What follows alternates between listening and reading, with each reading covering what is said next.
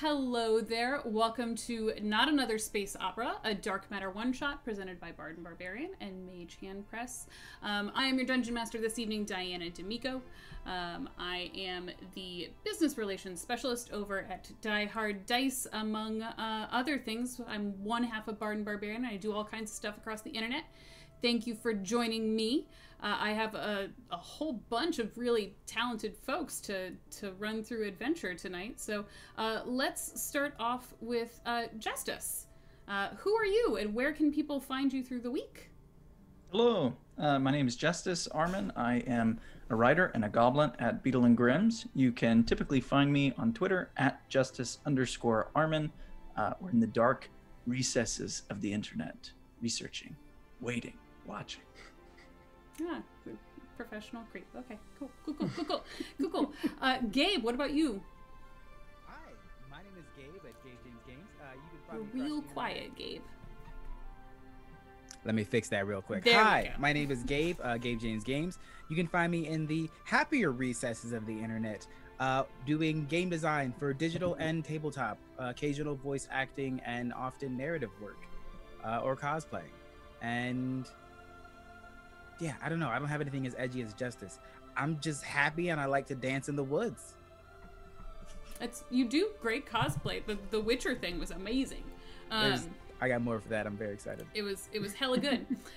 Justin. Oh, hi. I am Justin. I'm the community manager for Mage Hand Press. We made Dark Matter, the super cool setting. It's on Kickstarter right now for a starter kit and a second printing of the core book, and it's pretty neat, in my totally unbiased opinion. I mean, it's fair to be biased. You made the thing, and it is really cool. So, like, even if you're biased, it's still honest, and that's good. 100% biased. Yeah, absolutely. Absolutely. And last but not least, Mr. Omega Jones. Hi, friends. My name is Omega Jones, also known as the Critical Bard. I am an actor, vocalist. I am a TTRPG content creator. I am the content creator. I am the host and creator of the Black AF Roundtable, a series of talks surrounding issues that Black folk have within the tabletop community. I'm also the jingle artist for Critical Role. There's new show, Critter Hug, and yeah, that's me. You do all kinds of cool stuff. I do. I'm also a partner Twitch streamer. That's important to say now. Woo! Woo!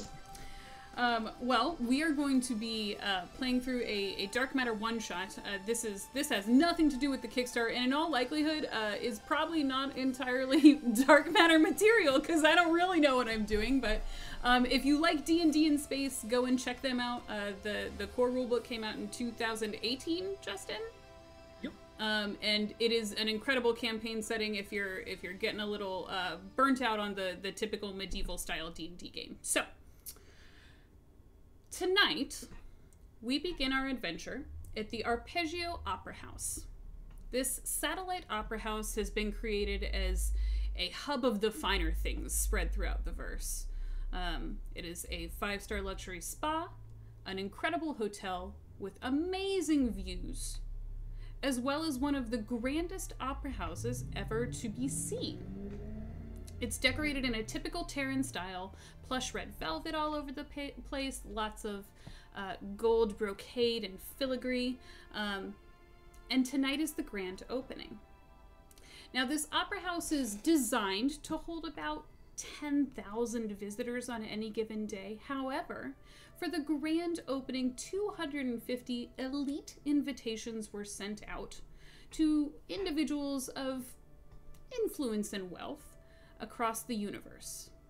It just so happens that all 4 of you found yourself in possession of one of these invitations. We open on the lobby setting of the Arpeggio. Again, this place is beautifully decorated. There's marble sculptures everywhere. There's a fully decked out bar staff serving everything across the universe that you could possibly want to drink is here. Glancing around the room, you see business tycoons, political figures, actors, actresses, people of great influence, power, and wealth. who you would only really encounter in a place like this. The Opera House was built as a testament to amity between species, and the crowd you see in front of you is really a testament to that. There's people spread from both ends of the universe, high elves. There are a couple of Vect dignitaries there. Even a few orcs are making their way through the crowd and kind of shaking hands and making pleasantries with the folks in this room. Tonight, the opening night is a benefit for the Blue Springs Project. It's a project that's been really, really close to the heart of the featured act for the evening, who is Axiomanthes Rufio Galatonia III. She's a Triton who's made her name in the stars as a vocalist, and a humanitarian and a philanthropist. However, she's not who you see in front of you right now. Who you do see are a lot of very important people, some of whom you might recognize throughout the crowd and others who you might not. However, let's meet our players. Ace Harrison. Tell us a little bit about what you look like and what you would be doing at this fancy party. Well, Ace Harrison, he, they pronouns. They are, honestly, they're kind of decked out. They kind of have a three-piece suit on, a nice tailcoat. They like to look expensive when they can, especially moments like this. They are a near human, and what strikes you firstly is the fact that they are obsidian black. They are basically the color of a shadow, and their shadow is kind of doing some weird stuff right now, but don't worry about it, it's normal. Bright white hair, almost pompadourish to the back, gray eyes, nice brows, but you barely can see them for obvious reasons. They don't have anything like on them, nothing like no weaponry, no armor. It's kind of walking with, they do have gloved hands, fingerless gloves, and they're kind of just tapping and kind of looking around, playing. They honestly are just talking to everyone, getting to know people. They are someone who wants to be in the know always, because they might seem sketchy, and they probably are, but don't worry, they won't steal your money for now. They'll steal your information, because that's more important in this age. And yeah, that's them. Is this an environment in which he would typically find himself? You can find them in bars. You can find them in parties like this. Definitely wasn't invited. That invitation probably wasn't for him. He stole it. And you find them very much in moments like this where a lot of people are, so they can get as much information as possible and sell it to the highest bidder. I will say they also are twirling an actual ace card in their hand. Just kind of playing with that, but that's them. Okay, kind of sneaking his way through the crowd, seeing who might be a good target to pick up a little information from. Yep. Okay, all right. Ezekiel, what would you be doing at this party? Ezekiel's probably looking for a drink. You could see him in. So he is an elf with shaved sides of his head, and then like a short braid that stops maybe like at the back of his neck going down. His eyes are almost like a soft white to the iris. It's probably an unnatural tone. It might have been work that he had done, so the people have a little bit of fear when they look in his unnatural looking eyes. Okay. He is wearing decently heavy body armor, actually, underneath a cloak that kind of sits to the sides, and there is the hilt of something at his hip, and he's just walking past and smiling and nodding and making small talk, and wouldn't be shocked if there was a previous client or two that he'd done work for here, and might have been the reason that he had gotten the invitation in the first place. But just then going up to the bar and looking around and looking to see who the strongest person in this bar might be, like in this bar or this party area that's within sight, just so that he can size him up. knock him. I was gonna say knock him down a peg if he gets a chance, but yes, that's less hostile. Okay. And most of the people that you're encountering are super happy to see you. They didn't expect Ezekiel to be here, but oh my gosh, hey, honey, look who it is, and you'll get all kinds of gestures like that as you pass through the crowd. And none of these are people who you really want to stay around and talk to, so you're like, oh, I gotta go, but good to see you, I guess. Hey, you, bye. As you sort of make your way over to the bar, just checking out the crowd and seeing who else is out there, you do notice Ace across the room, sort of just making his way among the thralls, not paying attention to any one person in particular, but you do notice him over there. Interesting. Aggie, what would you be doing at this party? Aggie is currently kind of in the corner somewhere, awkwardly fiddling with like a personal data pad. It looks like he's working on something.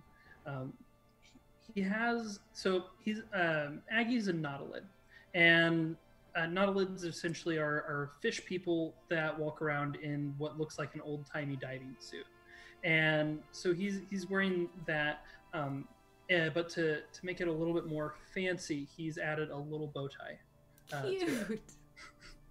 But he definitely looks like he is at the wrong party right now. And his invitation was supposed to go to Agrius Galanis, who's a very successful tech mogul, and not Agrius Galanos, who is Aggie. You two get switched up all the time, though. Like all the time. It happens a lot. It happens a lot. Even though you feel a little out of place at this party, you are the only nautilid here. First of all, you get a few strange looks from the crowd as you're there typing on your data pad. You may not notice it, but while you were walking in, you did take note of the fact that this was for this is for the Blue Springs project.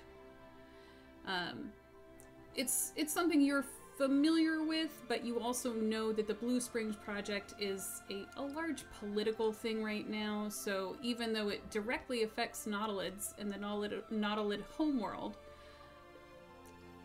you don't think anything of it. You don't connect the two dots as you're walking into this party that's benefiting you, technically. Okay. And last but not least, Grant Douglas VII. Now, you can't take 3 steps into this party before a young impressionable woman comes up and she's, oh my gosh, you're him, right? You're not like an impersonator hired for the party or anything. You're the Grant Douglas VII, right? Yep, my great granddaddy's granddaddy was indeed Grant Douglas the First. I am the one. OMG. Oh my gosh, can I get a selfie with you? Can I get one? Yeah. Would that be all right? Yeah. Cool. And this young woman can't be more than 15 or 16. She's an impressionable young elven lass. She just kind of like leans into your shoulder and gives a big thumbs up and like takes a cuff that she's got that looks to be her communication device and just sort of presses a button and says, okay, now smile and look really happy. I'm not sure where to look. Peace sign. That looks great. Well. Okay, well, like it was super great to meet you. If you want to like dance or like hang out later or something, I'm gonna be right over there. You can see that she's pointing across the crowd to a couple that are obviously her parents. Her father has a very angry look on his face, and he's just sort of like waving her over sternly. Just after this interruption to your evening, what are you doing at the party? Let's see. So Grant is he is a beast man. So he's kind of got like a large mustache going out. It kind of looks like a cross between a lion and a mongoose. He's wearing a nice deep blue vest with a bright red puff tie, and he has his hair slicked back. He'd probably be leaning against the bar. Probably would ask for something like a no-nonsense drink, and being on the lookout for any rich benefactors who might have a bounty or an opportunity for Grant to pick up. Okay. And you, with the connections that you have, looking around this crowd, you do recognize a few folks who may have something for you to do. It might not be the exciting work you're looking for right this second, but Chesterfield Cornswallop, a gentleman who you've interacted with a couple of times. You don't really enjoy his company, but he is a real estate developer working intergalactically. His whole big thing is buying planets on the cheap and turning them into luxury resorts, much like this one, and then selling them for a pretty penny. More than once or twice he's hired you as some muscle for one function or another. You have interacted with him in the past. You see him in the crowd, and he sort of like tips his hat to you and goes back to his drink. There are a couple of other individuals who you've worked with in the past, but lots of wealthy folks around here. There's also a cloaked individual about halfway down the bar who is sizing you up pretty intensely right now. Sizing me up? Mm-hmm. Well, do they look like they want an autograph? I guess I'll go over there and see if they like an autograph. So I pushed myself away from the bar and excuse me as I head on over and then lean up against. I say, "Hello there. You must be one of my many adoring fans." And I reach in and pull out a picture of myself standing next to a criminal that I brought in, and I scribe my name on there, and I say, "Here's this for you." Ezekiel, a strange man has approached you at the bar and is now handing you a picture that he just wrote his name on. I get the sense this isn't what you were looking for. Ah, okay. So this is your name. It's as best as I can write it, yeah. Does he look better in the picture than he does in real life? Probably. You should see if you can mimic this. You look better here. It's basically like a excited bass catch. And he's like, and his hair is like all messed up. I'd say, "Oh, well, I'm not on the job right now, but I'll do my best." And I flash the sharp teeth, and it ding. What sort of work do you do? Grant Douglas the Seventh. Yeah. Well, I'm mostly a bounty hunter by trade. I do occasionally do children's birthday parties and the like.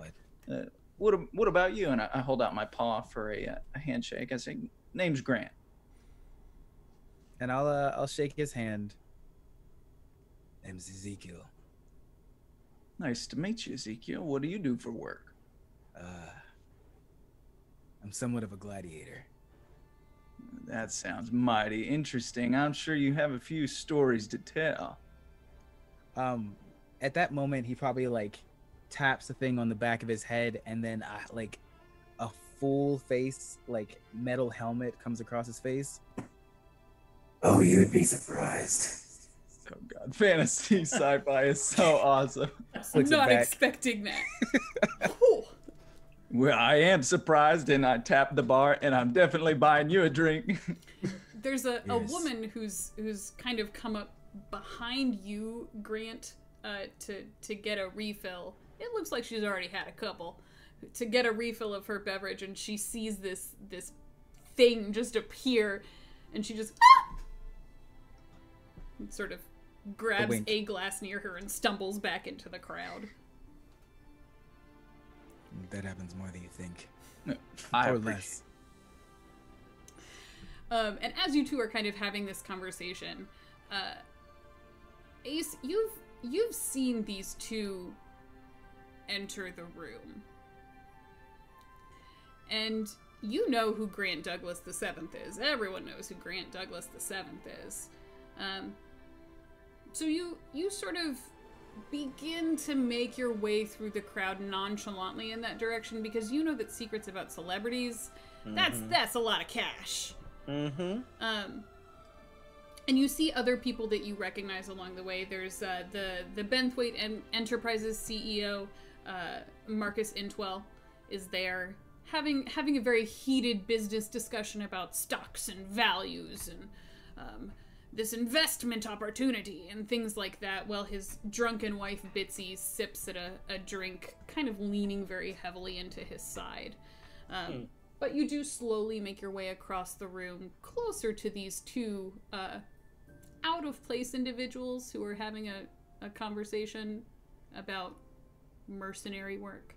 As I'm walking close, again, and I don't know how lit this place is. I assume it lit enough, but still having that vibe of being chill and let's party, you know? Yeah.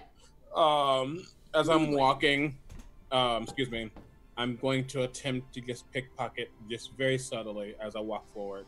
Anyone in particular? Nope. Just literally just if I walk past someone, just a subtle. Right. And it doesn't have to necessarily be money I'm looking for. Just interesting things to have. Okay. Make me a sleight of hand check. Can do this, Captain. That is math. That is a 24. No, 22. Okay. That's still heckin' good.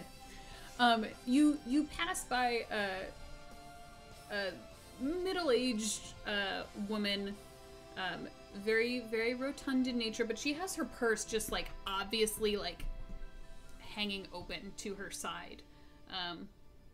And you kind of reach in, and even though the coin purse is there, you sort of bypass that because that's boring, because you notice a little black book that she has in there. So you kind of stealthily just pluck that out and slide it into your own pocket. She barely notices at the last second, but she just kind of turns to you and she's like, as you continue through the crowd. Yep, and I wordlessly just keep walking over. And I get close to Grant and Ezekiel, but I'm probably like 10 feet away. I just want to just eavesdrop for a second. Okay. Aggie, are you still entranced in whatever's happening on your data pad, or are you checking out the happenings at the party? You know what? Like at some point, Aggie might get a little peckish and stop by the snack table, and just like awkwardly, you know, he's very big, so he's probably kind of have to like, squeeze through. Excuse me, pardon me.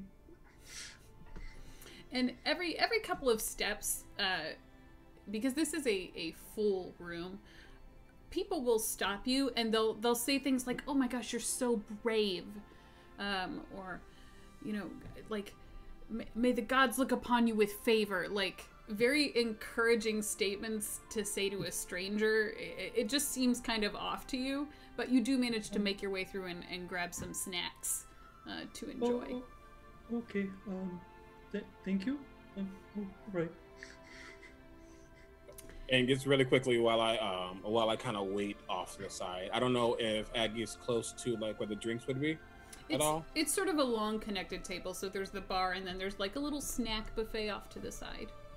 Cool beans. So you're maybe 10 feet from him as well.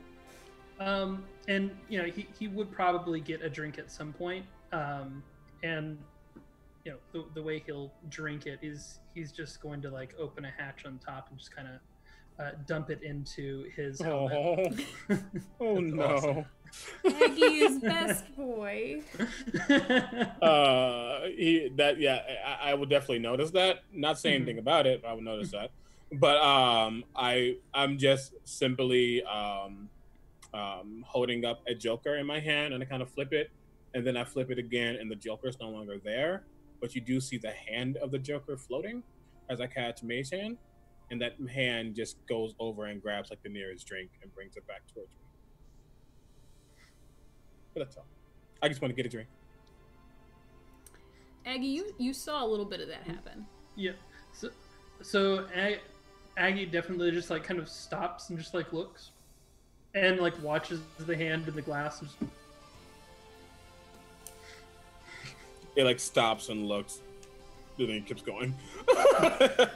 I mean, when it gets to you, I just do the awkward wave. Yeah. Oh. I probably just like a curt head nod as the hand is going towards my mouth with the drink sipping. Can't even be bothered to hold your own glass, man. No, because I need my hands for other things. And then after that awkward little interaction with all of Aggie's awkwardness, he then goes back to his corner. Oh. So as the four of you are kind of standing there, you know, you're individually, you're all eyeing the room, because this is not, it's not a supernatural environment for anyone to be in, but looking at the company that you're keeping right now, these are the wealthiest people in the universe. And even though you all individually have done well for yourselves, you don't have this kind of cash. So whether or not you think that your invitation was supposed to go to someone else, if perhaps you happened upon it through a former client or things like that, you are all painfully aware of this fact as you're staring around the crowd. In addition to seeing the CEOs and the real estate developers that we've talked about before, there's a couple of more nefarious characters. There's Antona45L, who is a Vect mob boss, who's there, you know, under the guise of a charitable act. She's there with a couple of her cronies and a few bodyguards and things like that. What's her name again? Sorry. Antona45L. Antona. Okay. Thank you. She pretends her legal business is providing sort of like cheap medicine and things like that to folks like the Nautilids who find themselves displaced throughout the universe, and she legally looks like she does a whole lot of humanitarian acts and earns a little bit of money through the charitable donations coming in that way.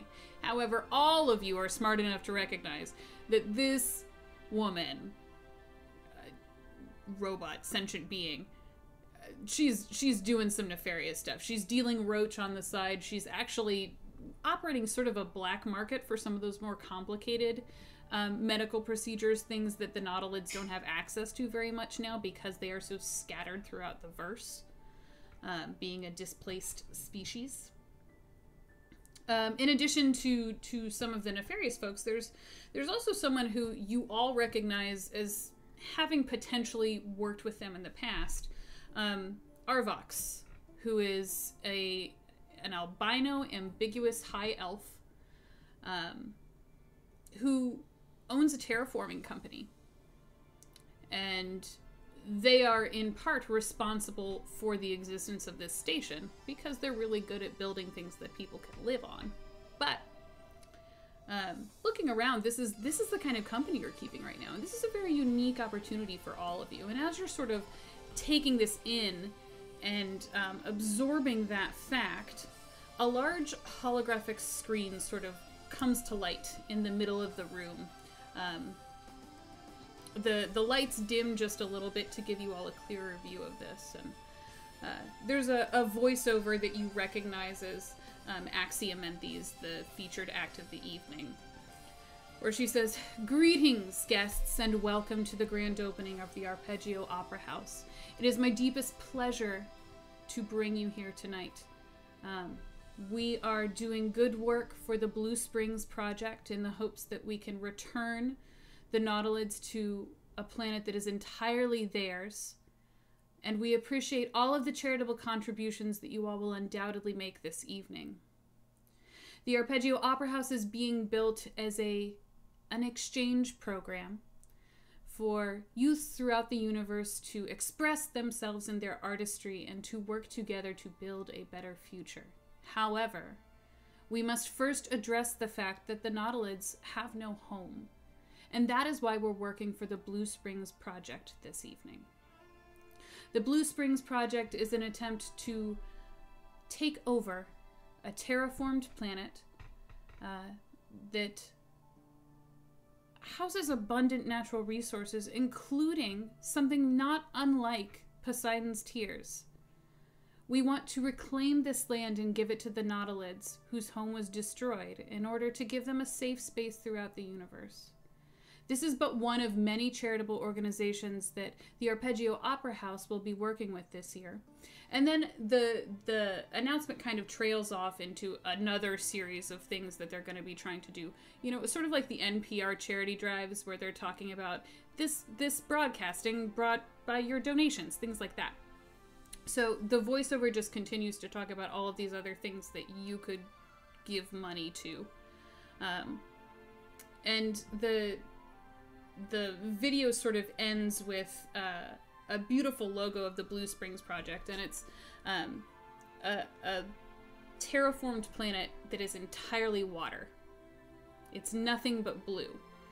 And Aggie, when you see this, it kind of rings a bell with you. This looks like home, and you remember hearing something about the company, Arvox's company, terraforming a moon that they had recently acquired, and something went wrong. And it basically yielded a second planet full of Poseidon's Tears. And immediately the government had seized it while they were trying to decide what to do with it, because until this point it had been privately owned, and they had to decide if they were going to do the right thing and give it to people to live on, or do the profitable thing and sell it off to one of these various interested parties. So you're kind of like, oh yeah, I remember hearing about this. This is an important thing. You, however, don't hold out hope that you're ever going to see a planet like home ever again. Yeah, no, I've seen too many things dashed by corporate greed. And as this video kind of concludes and you see the tagline of the Blue Springs Project string up across the screen, it sort of fades out. And beyond it, on a small platform in the middle of the room, Axiomanthes is standing there with a microphone in front of her. And she says, "Welcome, friends. Thank you all for joining me this evening. I personally oversaw the invitation list, and I have so much joy for the faces in this room tonight. This will be the first performance for the Arpeggio Opera House, but certainly not the last. I hope that you all enjoy your stay here, that you're willing to donate to our causes, and that you're all willing to enjoy your time and do the right thing." And it's an odd speech for her because she's making eye contact with a few of the folks in the crowd very, insistently as she's saying these things. And this is like a hologram or like a video. This is actually her. She's standing on this platform beyond where that Gotcha. screen was. Yeah, okay. And as she's standing there, a waiter comes by with a tray and she sort of grabs a drink off of it. And she raises it in the air and she says, "A toast to the Arpeggio Opera House and the wonderful work we're going to do together." And then she takes a drink. To opera. To information. And I drink with my mage hand. Now, while the speech was going on, since Aggie did notice someone that he's aware essentially abuses the Nautilid situation, he is going to be attempting to hack into her social media profiles. Into Axiomanthes or one of the guests? Antona 45L. Okay. What you find... Can do that? He's good at check. stuff. Make me an intelligence roll. Would that be right, Dark Matter Master? the data skill, which is one of 3 new skills in Dark Matter. Hey, roll me a data skill check. Right. So that is a 15 plus 9 for a 24. Oh yeah, you find everything on Antona Not really 450. looking for things. Instead, I'm just wanting to, send out some space tweets and change like their profile picture and stuff to, basically like I'm editing the profile picture to like, have like a little pirate mustache and hat on, and posting tweets about how profiting off of the misfortune of others and stuff like that. Not any, anything like intelligence gathering or stealing information, more petty childishness almost. You are thoroughly amused.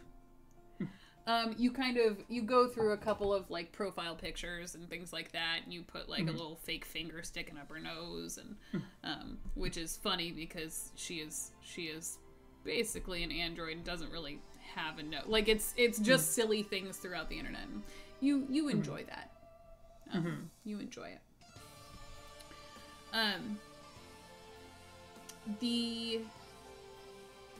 You do stumble across a few pieces of strange things while you're doing your petty hacking though.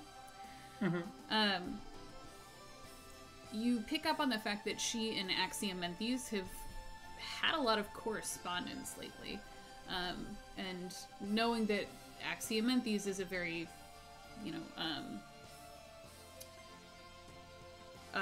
philanthropic member of the community, whereas Antona 45L is literally the exact opposite. All she does is take. That stands out to you as kind of strange, the fact that those two would have anything to talk about. Oh, in that case, I'm gonna scroll through those DMs. Okay. It's not exactly cooperative communication, but what it is Axiomanthes and Antona going back and forth, and Axiomanthes is trying to secure Blue Springs for the Nautilids, and Antona 45L is like, well, but what if I put in some of the money and then we like charge them rent? And it's all of these back and forth sort of small digs to try and get a profit out of the misfortune of the Nautilids in this crappy situation that they're in. I screen cap that and tweet it on her profile that I've hacked. Okay. While this is happening, Ace will take the opportunity of the toast to walk closer to Grant and kind of saddle performer. Thank you. And just kind of just lean next, not really like talking to them or leaning like close to them, but leaning next to the like a table or something, and just simply, I'm assuming you're going to be giving some funds to this terraforming opportunity. Well, yeah, I'm thinking about it, but I'm a little confused. For me, I always thought, and bear in mind that I spent more of my day shooting than I did in school. Terraforming sounds like has to do with land, but that ball she showed was mostly water, right? So I don't understand how that works. I don't get it. Well, allow me to enlighten you. Arvox is right next to you guys when you look up. And if you'll recall, Arvox is the one who owns the terraforming company. It was an unfortunate accident. They're usually far more controlled than that in our operations, but here we are. This mistake of a planet. You sound like you aren't a fan of what's going on, friend. I would be if I could replicate the process. It seems that there are a lot of folks who'd like to get their hands on Blue Springs. And here I was forced to hand it over to the government. You were forced? Yes. It's not every day that we find a place where the Nautilids could live in peace.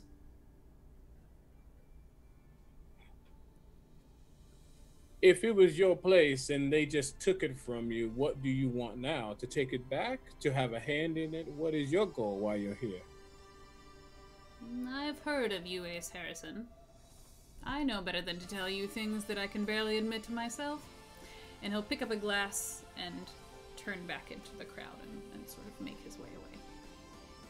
As he walks away, I'm going to attempt to, if he has pockets, whatever's in his pocket, I'm going to attempt to just shoot with my mage hand. Okay. Go ahead and give me another stealth roll. Oh shit! Stealth or sleight of hand? The same. Sleight of hand, sorry. No, So you know better than I do. Nah, no, all good, all good, all good. Who keeps freaking calling me? Stop. Sorry. It's me. I'm hacking your database.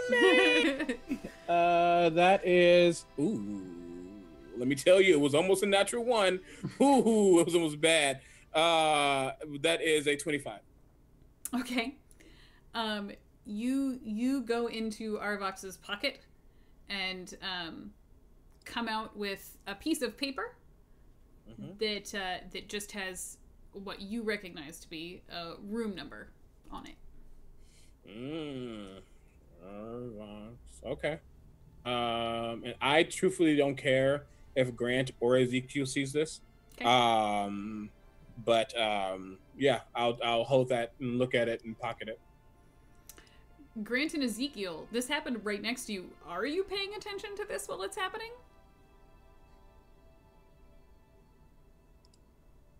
I'll watch, but I actually don't care that much. He sees I'll it wait happen, up. but he's not too bothered by it. Okay. Grant? Yeah, sounds about right. I've been in some skeevy bars. It happens. I love that Question. you guys are at the opera house and you're just like, oh yeah, pickpockets, it's cool, it's fine. This is fine. Didn't take Does- from me. Does Grant like to work with people, or does he have like friends that he knows? Grant would have a posse, yes. He's occasionally members will trade out and he'll join other posses, but you know, space cowboys, we gotta stick together and can't do things alone, and you end up getting shot in the back. That's how the way these things go in the wild, spacey frontier. Well, Ace is someone who likes to know a lot of people and has potentially worked with many people. Do you think that's potential he worked with Ace in the past? I think that would be cool, and I think maybe whenever is it Axum? Arvox. Arvox. After Arvox says your name, Grant might That sort of clicks. adjust, I guess, if he has some glasses and say, "Why, Ace? I thought that sounded like your voice. How have you been, friend?" You know me, I go where the wind blows. I like to play with fate, and just so happened, fate brought me here. Yeah, and I got an invitation as well, but who invited you exactly? Because it kind of came as a surprise to me. I'm not a fan of the opera so much. Now, Mr. Douglas VII, you know good and well that I was not invited. You are a sly dog, Ace. Have you met my friend here, Ezekiel? My eye will glance over. I have not. My mage hand will extend towards you. Ace Harrison. Ezekiel. You can go by that name if you want. Excellent. That's what I want other people to know me as. Cool. Ezekiel? No. Oh. Something worse. Okay. that's Something worse. fine. Something worse. That's funny. Yes. Pleasure to meet you, Ace. And Ezekiel, Sorry, go ahead. no, Ezekiel, you have a pretty unique appearance, right? Among space ruffians. It is entirely possible that both Grant and Ace have heard of your moniker, so they know you, but they don't know you. if Okay, that so makes then sense. the moniker would be the Onyx Blade. And Ezekiel he's a mercenary for fun instead of payment. Oh, I love this group so far. Sorry.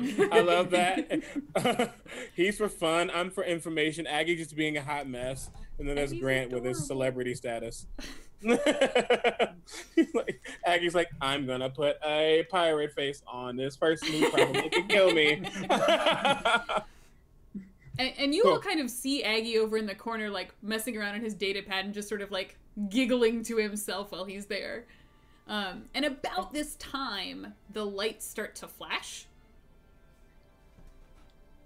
Like flash in the sense where I'm a performer in real life. Flash is in You the gotta go take performance your is about to seats start. now. Yeah, I'm like, Yeah. is the performance about to start? Or this is like a problem. Cool. Oh, yeah, I guess that does make sense, huh? Well, I just want to make sure. And seeing that, he will say, well, I'm sure we'll see each other very soon. I must get to my place. And I'm simply just going to just like walk and not vanish, but I'm so dark that like flashing, like he's there 1 second, it flashes, goes away, he's gone. He's already hidden somewhere else. And I'm literally just going to get to a good spot where I can see everything. Funny enough, I'm not really perceptive, but I'm just watchful. But I'm just getting to a good spot where I can just have options. And you all have been, there's assigned seating. You all have been given seats up in the balcony boxes. So Ace, you have like a bird's eye view of that stage. Perfect. That's exactly what I want. Thank you. Now, before we go into this opera house, what's the snack situation? Is this a popcorn type event, or is this like a hors d'oeuvres, or? It's one of those things where they take like pigs in a blanket and stuff like that, and they try and make it fancier by wrapping it in bacon. So over by the snack table that Aggie's at, there are like these beautiful little silver platters with all of these finger foods on them. Oh yeah, Grant would like take his whole forearm as he's walking in and just scoop it into like a open large pocket on his long coat. Okay. And just fill it up with whatever that is. Okay. Because money has been tight lately. Okay. Yeah. You smell like pocket dogs now. Great. Oh, wonderful. What's Ezekiel up to? Ezekiel checks the weapon on his hip and shifts it a little bit, looking around. You see he's like tapping his foot a little bit, almost like he's getting bored and antsy. And he takes a heavy sigh and goes to find his seat. And as he's heading to his seat, just because he's tired of keeping up an appearance, clicks the thing so that the mask covers again, and just under his breath, there better be fighting. And he'll go take his seat. And just watches and waits. Aggie, are you making your way directly to your seat, or do you have more shenanigans you want to get into first? So Aggie is like blissfully unaware for like a solid minute. And then as he realizes basically no one else is in this foyer, mm-hmm. He then like kind of looks up, blinks a couple times, and then is like, and starts making his way to wherever he's supposed to sit. Now, are we ending up all sitting like in the same box, or? I was just about to describe. So, you all are in separate opera boxes. So. Okay. You can see each other, but you're not close enough to like chitty chat. And you're all in this second level of this opera house, and it is absolutely stunning in here. It is a testament to Terran architecture through and through. It looks like they've used a lot of the older techniques in terms of like the beautiful brocades that you see in the fabrics, and everything is like really high quality in here. And do any of you have any skills in performance? What's up? Ace, entering this room, you know that this is an architectural marvel. Mm-hmm. Most of the performances that you've encountered have been bands in bars and things like that, and you've seen a lot of performers in a lot of different places, but upon entering this room, you are impressed with how much they've put into the quality of this opera house. Okay. And so as the four of you take your seats, you see the rest of the crowd is kind of funneling in from one place or another, and they're all taking their seats too. Now, there's only 250 guests invited for opening night, despite this room being big enough to hold several thousand. You see the folks that that you've spoken to and that you took note of out in the lobby all coming in and taking a seat. Grant, the young lady who is so fond of you, is sitting with her parents, but just like waving frantically up at you in your seat. I wave as I look at my cracked advanced Nokia phone, and I'm scrolling at this Twitter timeline, I guess, of the with the mustaches and nose picking. And you're like, what is this? And you see everybody funnel in. Everyone make me a perception check with advantage because of where you are sitting.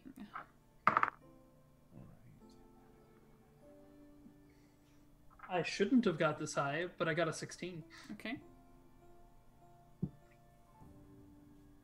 I swear to God, natural 20. I did forget to mention that I have a little AI friend who is a holographic goldfish that kind of like floats around me and like that I interact with periodically. Do you look like a goldfish in a big suit? More we don't officially have a description, but basically, yeah, a giant fish person in a suit. Okay. I always personally imagine dolphin-esque, but Dolphin-esque. That means you're smiling all the time. I like that. Mm-hmm. Grant, Ezekiel, what did the two of you get on your perception checks? I got a 13. 13? 23. 23. All right. Ace and Ezekiel, you guys notice that as Chesterfield Cornswallow, the real estate guy, is coming in, as he's walking in, you know, he's done up very well in this nice like tuxedo, and like very well coiffed, except there's red dirt on his boots and just like the very cuff of his pant leg, and he's bending over as he's walking in, like trying to brush it off, but it's not working. It's that like desert kind of dust, that clay dust that's really really red and almost dyes fabric. So you do take note of that as he's taking his seat, but Marcus Intwell and his now completely sloshed wife Bitsy make their way in and find seats, and you know, Antona 45L comes in with her squad, as it were, and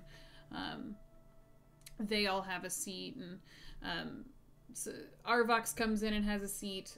You notice a couple of other folks who you may or may not recognize. There's a dwarven gentleman looking very nervous, sort of closer to the front of the opera house, like tapping his fingers together and just sort of watching everyone funnel in and take their pieces and places. And Grant, you know this person. This is Tannen Foss. He is a masterful manager for a lot of well-known personalities. An agent. Yeah, an agent.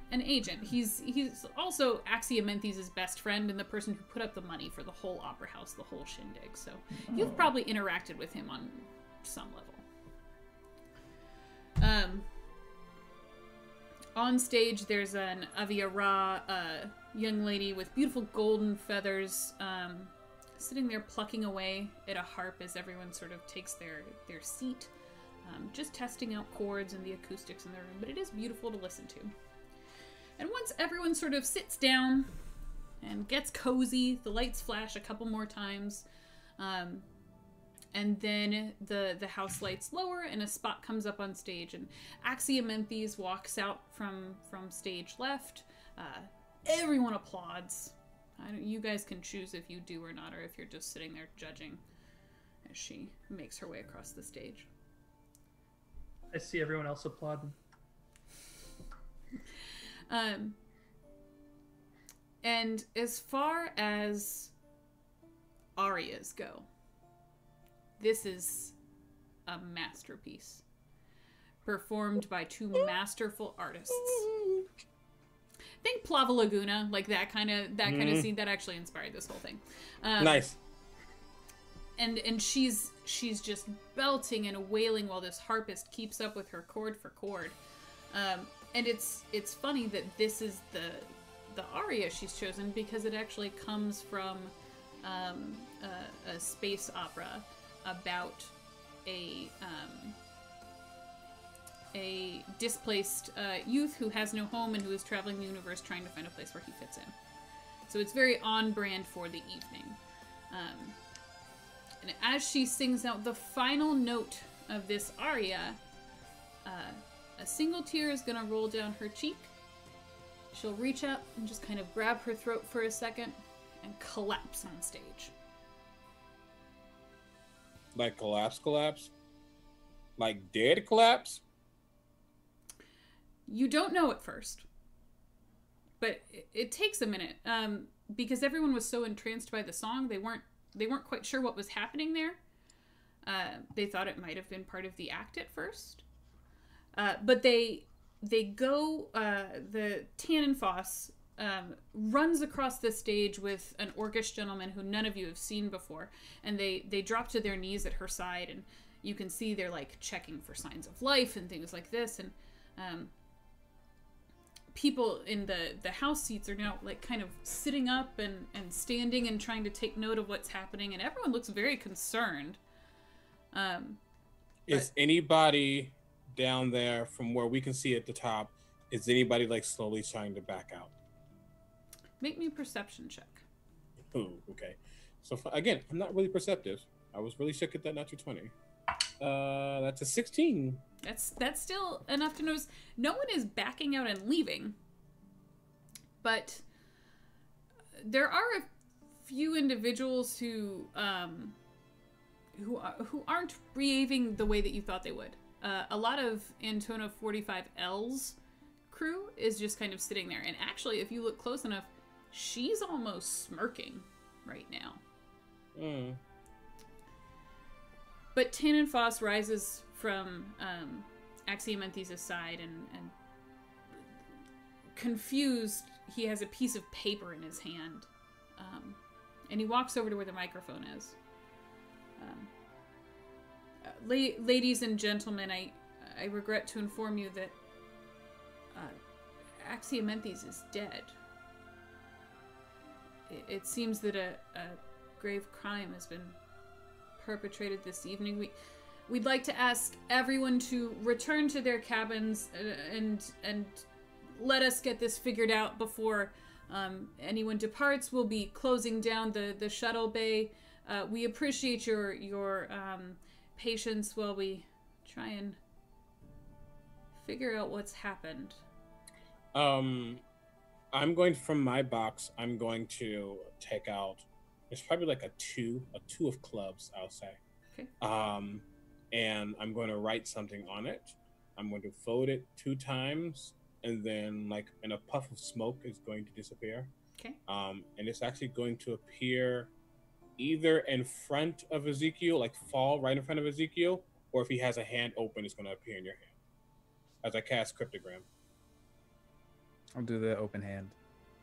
And it's just going to say Antona ... which is 8. I believe that's 8 characters. And you know, folks know who has worked with Ace or have heard of Ace, you know that like cards are his thing. Period. And all of you have probably heard of Ace, whether you realized it or not. And Ezekiel, you receive this message, and you're kind of scanning the crowd to presumably try and find Antona to see what the heck this is all about. Ladies and gentlemen, before you head back to your cabins, there are a number of individuals that it appears Axiomenthes wanted to investigate her murder. If these individuals would join us, it would be greatly appreciated. Gotta get out of here. I say as I'm dropping shrimp. Grant Douglas the Seventh. Damn it. The Onyx Blade. Ace Harrison. Agrius. This is smear. Agrius. You see the goldfish do like the Metal Gear Solid like exclamation mark above its head, and then immediately switches to like a question mark. And as Aggie starts like looking around, Galanos, Agrius Galanos. If you four would join us on stage, everyone else return to your cabins. We'll get this sorted out soon.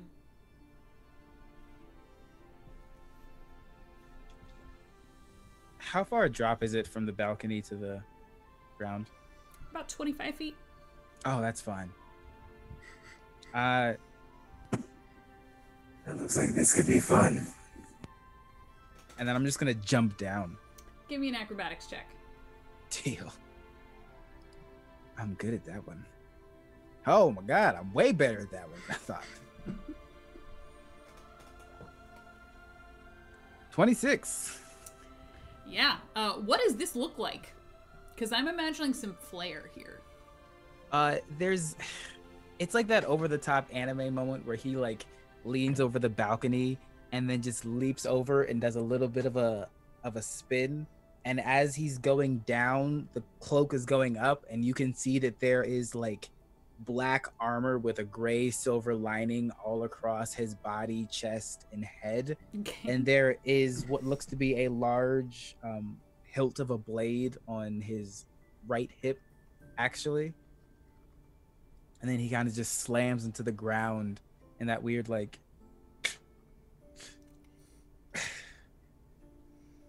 and then just slowly starts walking towards the stage, not even paying attention to anyone else around him watching. You all saw that, and it was real flippin' cool. Ace, I mean, if he knows, and he knows of some things that the Onyx Blade can do, he's not surprised. But what you see is he flicks out another card that's the Queen.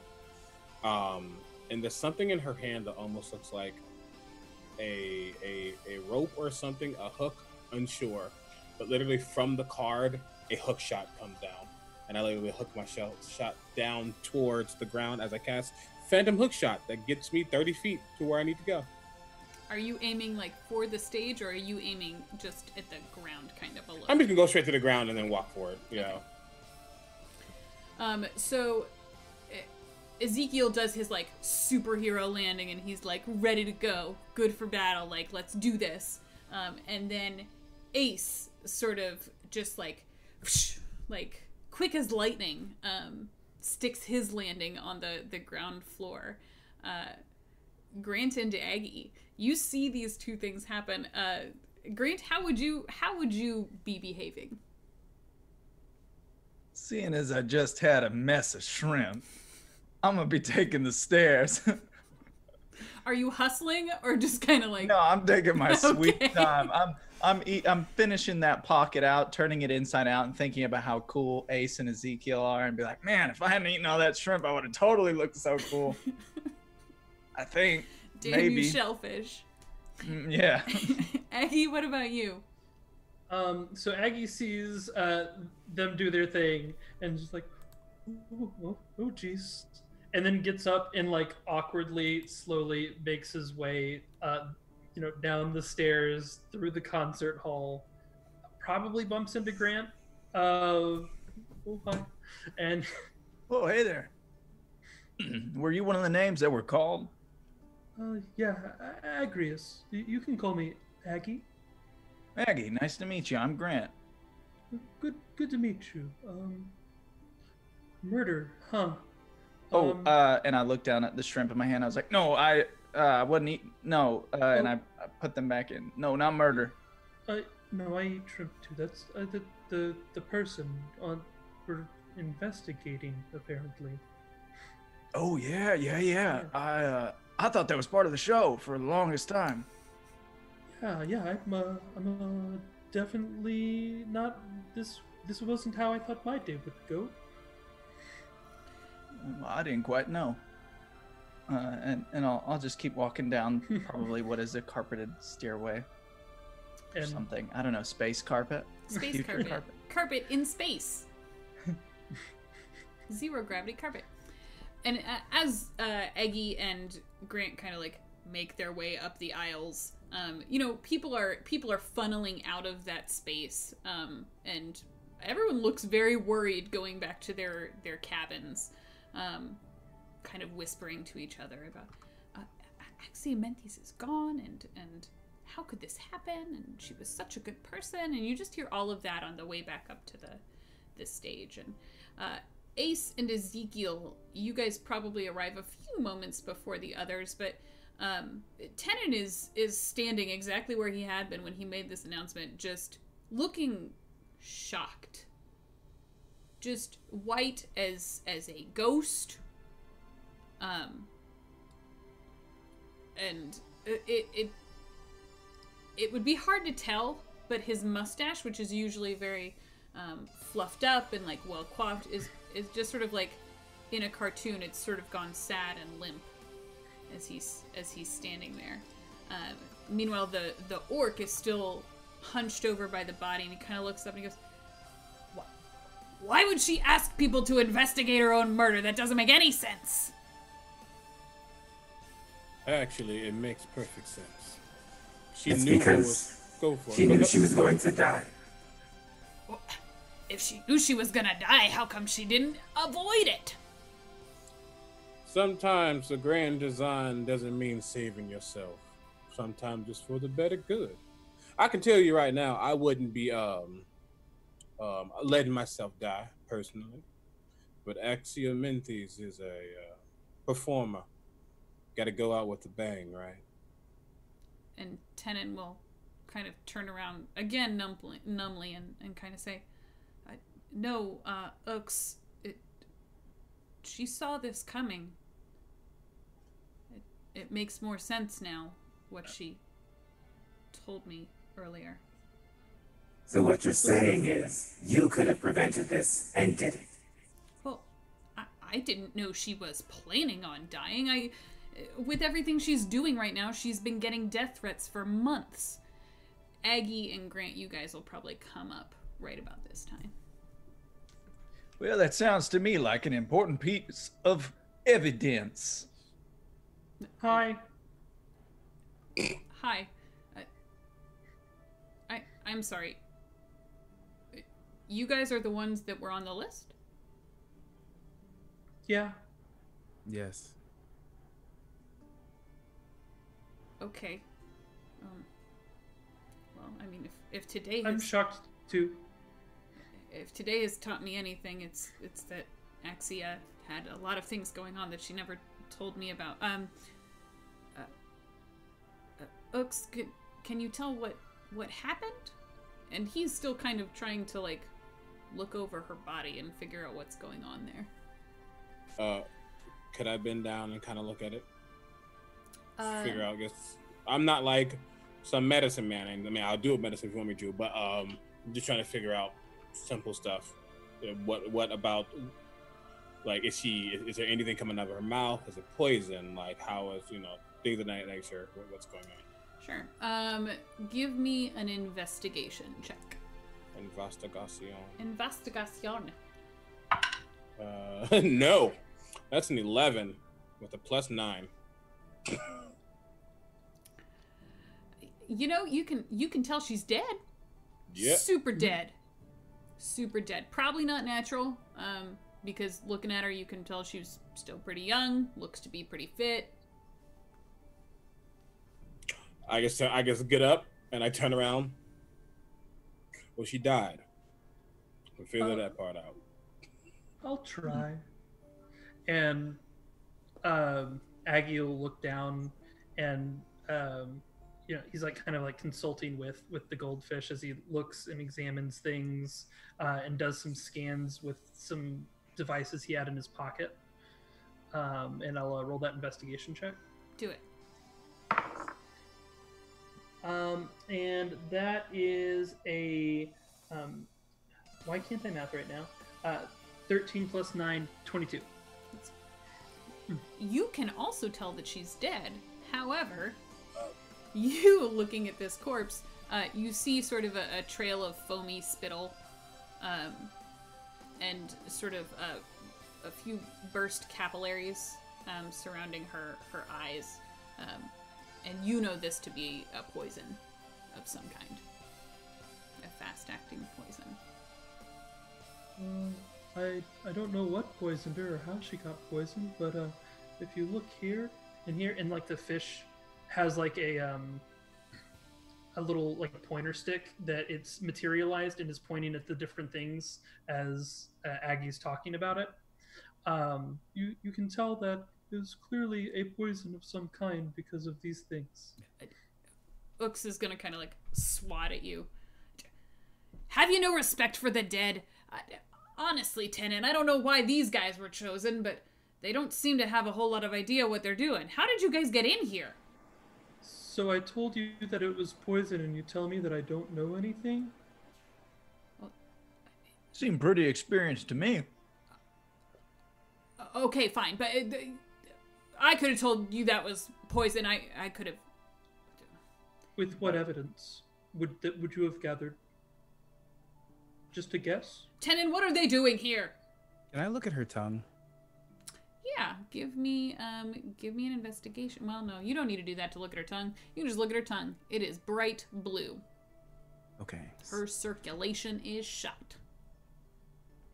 So her tongue is bright blue from circulation, but it doesn't look discolored from anything she consumed, per se. No, she doesn't have like Jolly Rancher tongue or anything. Okay. I'm basically trying to determine if I can figure out how the poison was administered. Okay.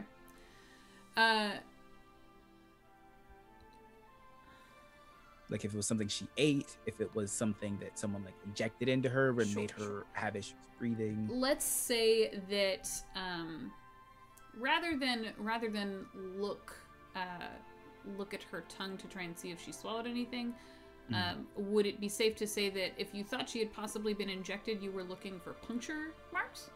Yeah. Okay.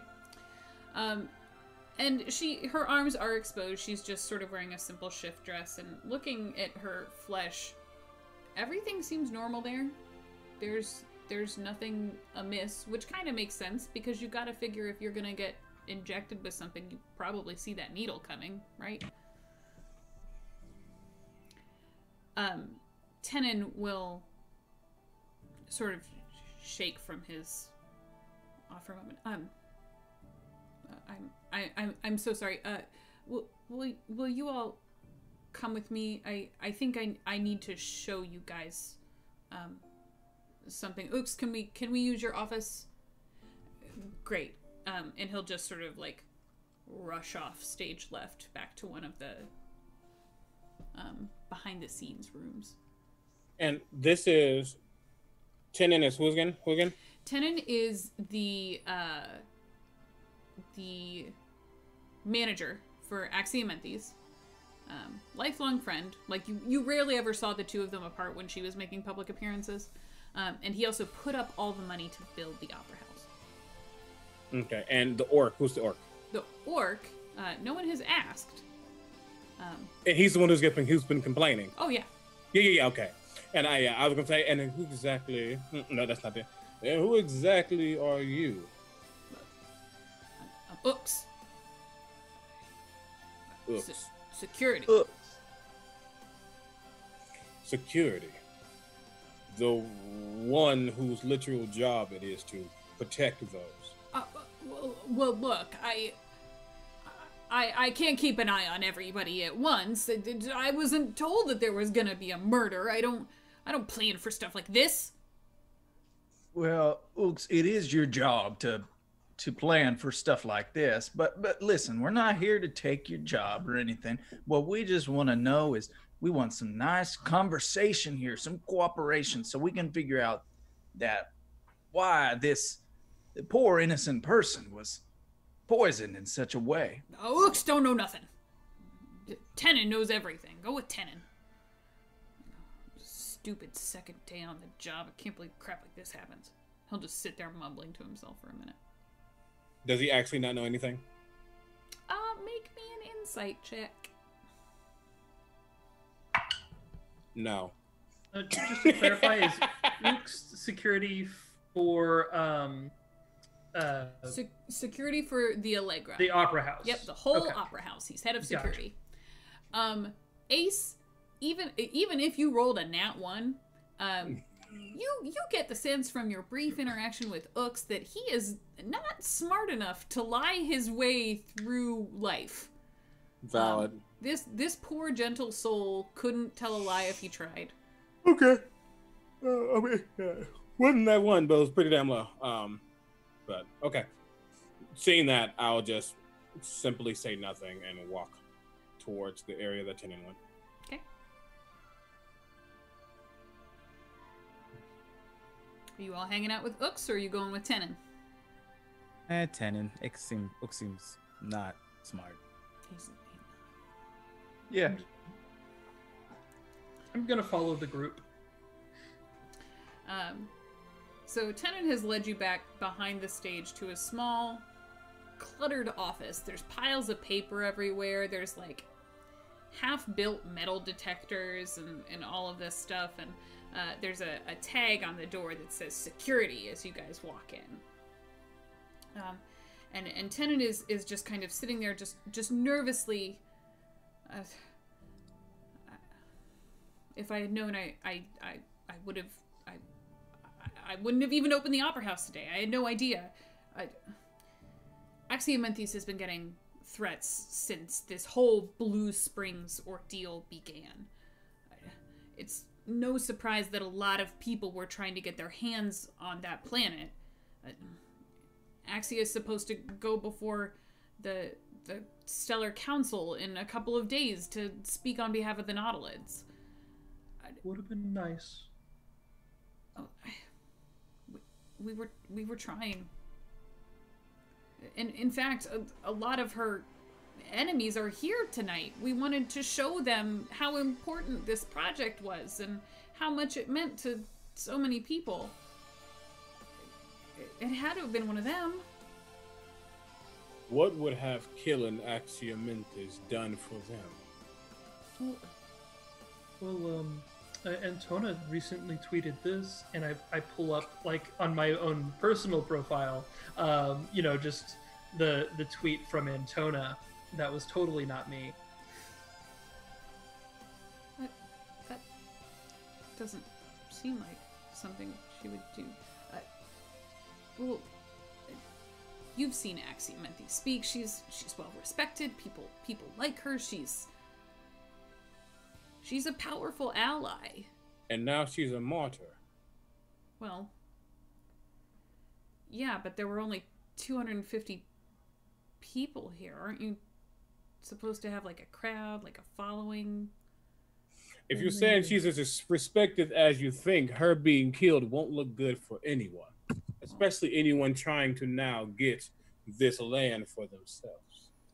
Unless, of course, someone convinces people that the death was due to something else. It's possible. Look, there are a lot Don't of people. blame it on a rabid fan. Well, certainly, we'd know if someone like that was here tonight, right? We guest list. The guest list was checked personally by her. She would know if those people were showing up. Oh, speaking of which, do you have the guest list? Could we see that? It's our general manager has it. I'll make a call real quick, and he sort of That'd be great. turns away from you and picks up a little communication device off the desk. And can you send Percy in? Percy, can you come to Ooks's office as soon as you can? Yeah. Okay. Okay. Percy will be here in a minute. He'll be able to get all that for you. Right now, they're trying to make sure that everyone is still on the satellite. We can't find one of the waiters. He's disappeared. So we're looking for him to. It has. A waiter disappeared. Well, yeah, they were done for the evening. It's not unheard of for them to go home early, I guess. Are you this dense, or you just don't want to admit what happens around you? My best friend just died. Excuse me.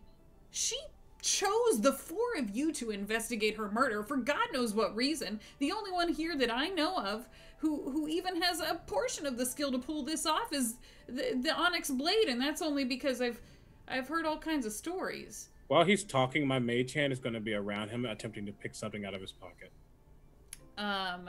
Make me another sleight of hand check. If I may, then. The reason she probably picked us. Oh my God. I swear to God. The reason she probably picked us is because we are the least related to all of this social nonsense. And she might have known she was going to die. It doesn't mean she knew who it was. That still doesn't mean it wasn't someone she knew. You can send a death threat anonymously. You do that to put fear into them. That it makes them weak. That it makes them foolish. And then they make mistakes. And then when people make mistakes, they die. Ezekiel, as you're saying this, Tenon is like locking eyes with you. Like, you're the only one here who he like knows just from sight. So he's fascinated and enthralled by what you're saying, and like he believes that you are the key to finding out who killed his friend. As he's like locked eyes with you, stuff just starts flying out of his pockets. And Ace, you end up with like a really fancy pen and a giant wad of cash, like some good pocket money. Okay. What was the... Look, here. And he turns around a screen of a monitor that's sitting on Ux's desk, and it's obvious that Ux has been using this computer as like a paperweight for as long as it's been here, because he just, bless his heart, it's covered in dust. No. And Tenon's like, and he starts typing away on the keyboard, and he pulls up a picture of Antona, 45L, and then a picture of Arvox, followed by pictures of Chesterfield Cornswallop, the real estate tycoon, and then finally Marcus Intwell, the Benthwaite CEO, who was walking around with his drunk bimbo wife. What was that name? Marcus Intwell. And he's the what? Sorry, CEO. He's a CEO of Benthwaite Enterprises, which is a resource company. They do like lumber and things like that. What was the name of the missing waitress again? Percy. Well, Percy's my general manager. We Oh. don't know which waiter's missing. They just kind of pick up new staff for special events. We aren't technically opening yet, so it's not a staff I'm familiar with. We're trying Percy to track. know? Maybe it's possible. Did you get Percy? Well, he's on his way. He's trying to find the gentleman right now, I believe.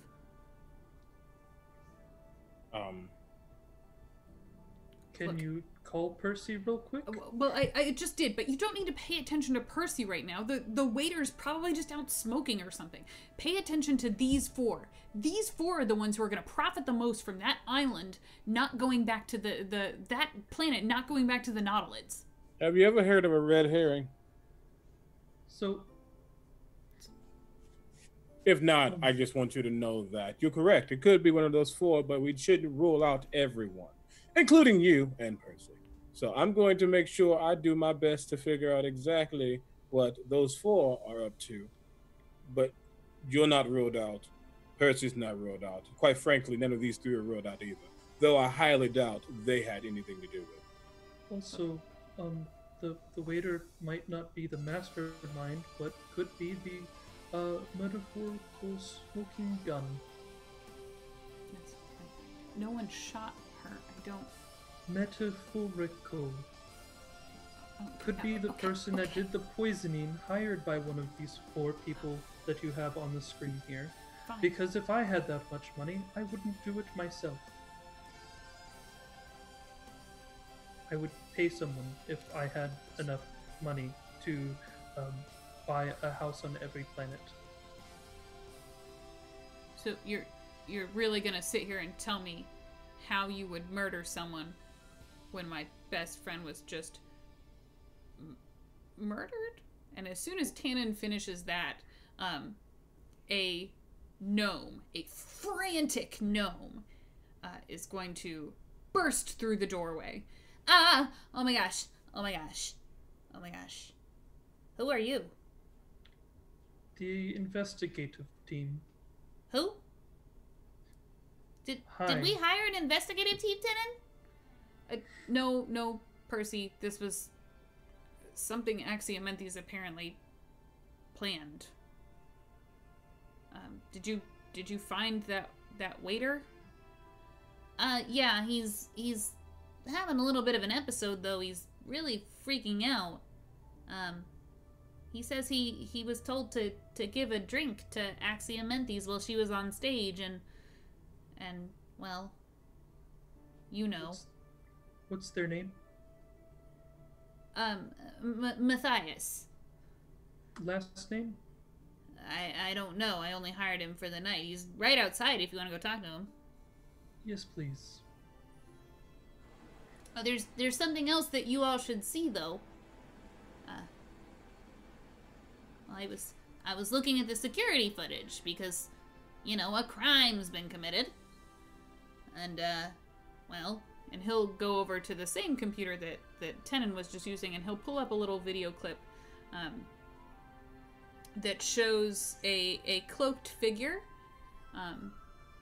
entering one of the guest rooms, and then emerging.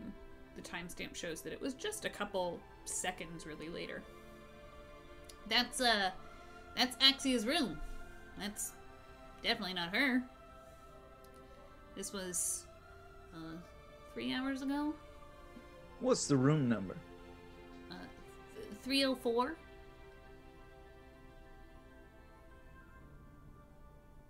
Didn't you get a room? Didn't you get a room number? Yeah. Does I it did. match? I have Arvox's room number. And what would that be? 947.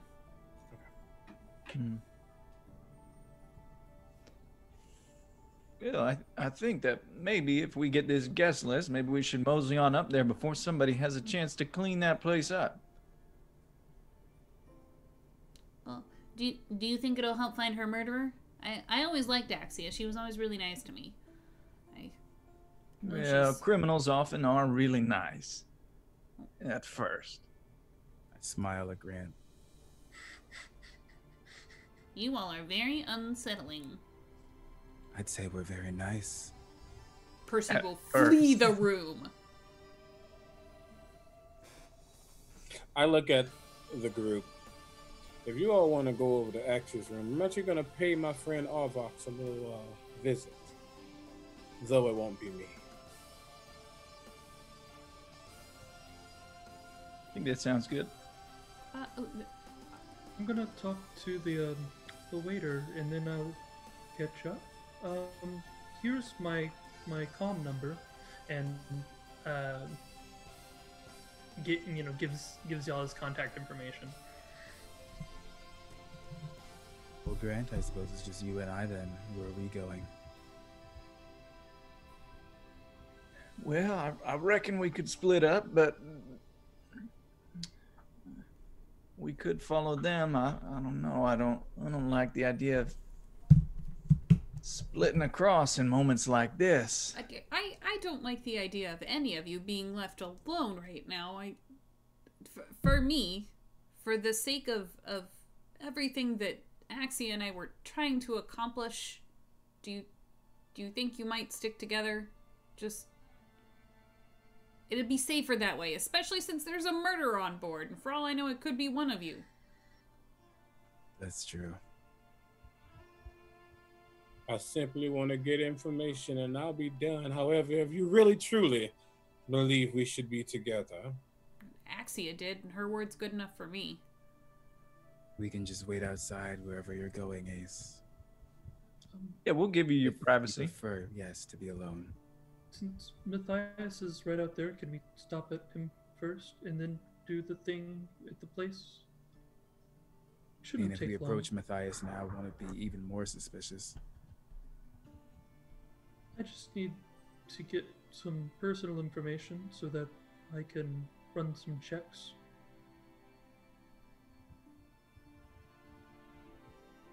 Thinking isn't my strong suit. I just stab things until they die. So I'll follow your lead for whatever you like. It's like me, and then I pull back my coat. I'm like, except I shoot things till they die. And So you're the- all murderers? So Tenon Yeah, is but I don't use horrified poison. behind the desk. the goldfish, because there is like kind of that that scuba face mask, so it's hard to see his face, so he relies on his fish a lot to kind of emote, and you see as the onyx blade starts talking, the eyes on the goldfish just kind of like start getting bigger and wider, with just a twinge of concern. Have you guys ever seen something like this before? Ezekiel, Grant, Ace? This weird little like fish companion thing that he's got going on? Ace has been around and seen a lot. This isn't something he's phased about. I'm not saying he's seen this before, but he's seen like things. I mostly feel bad for eating all that seafood. That's the funny guy gets ordered some shrimp too. And you probably saw Aggie at some point like take a shrimp and drop it down and like look up in his diving helmet and bite it before closing his helmet back up. Dinner with the Nautilin must be extra weird. So the four of you kind of hear shuffling out in the hallway, presumably where Matthias is sitting outside, and Tenon is just kind of like, okay, all right, I'll tell you what. If the four of you can help me figure this out, I can't just outright pay you to do criminal investigations, because technically that's what police are for, but the alliance that created the Arpeggio will owe you. Will owe you big. Will owe you, like, a ship, a permanent job, I don't know. But I need to know what happened to Axia. And I would just be happy with, people continuing to push forward with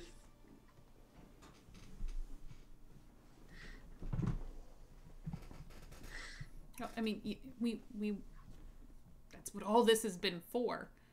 Yes, I'm just saying if we solve it, that would be my ask. You might have to speak to the council, though. I'm not much for words. Yeah, words. I'm great in public speaking.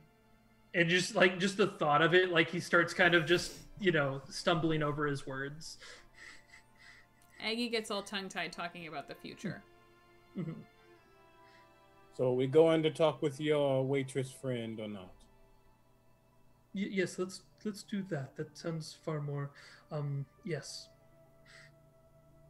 So the four of you step outside of the office, and immediately off to your right, there's a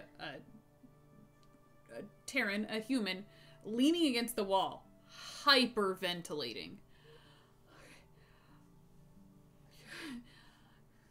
You guys are the investigators. You're searching for what happened.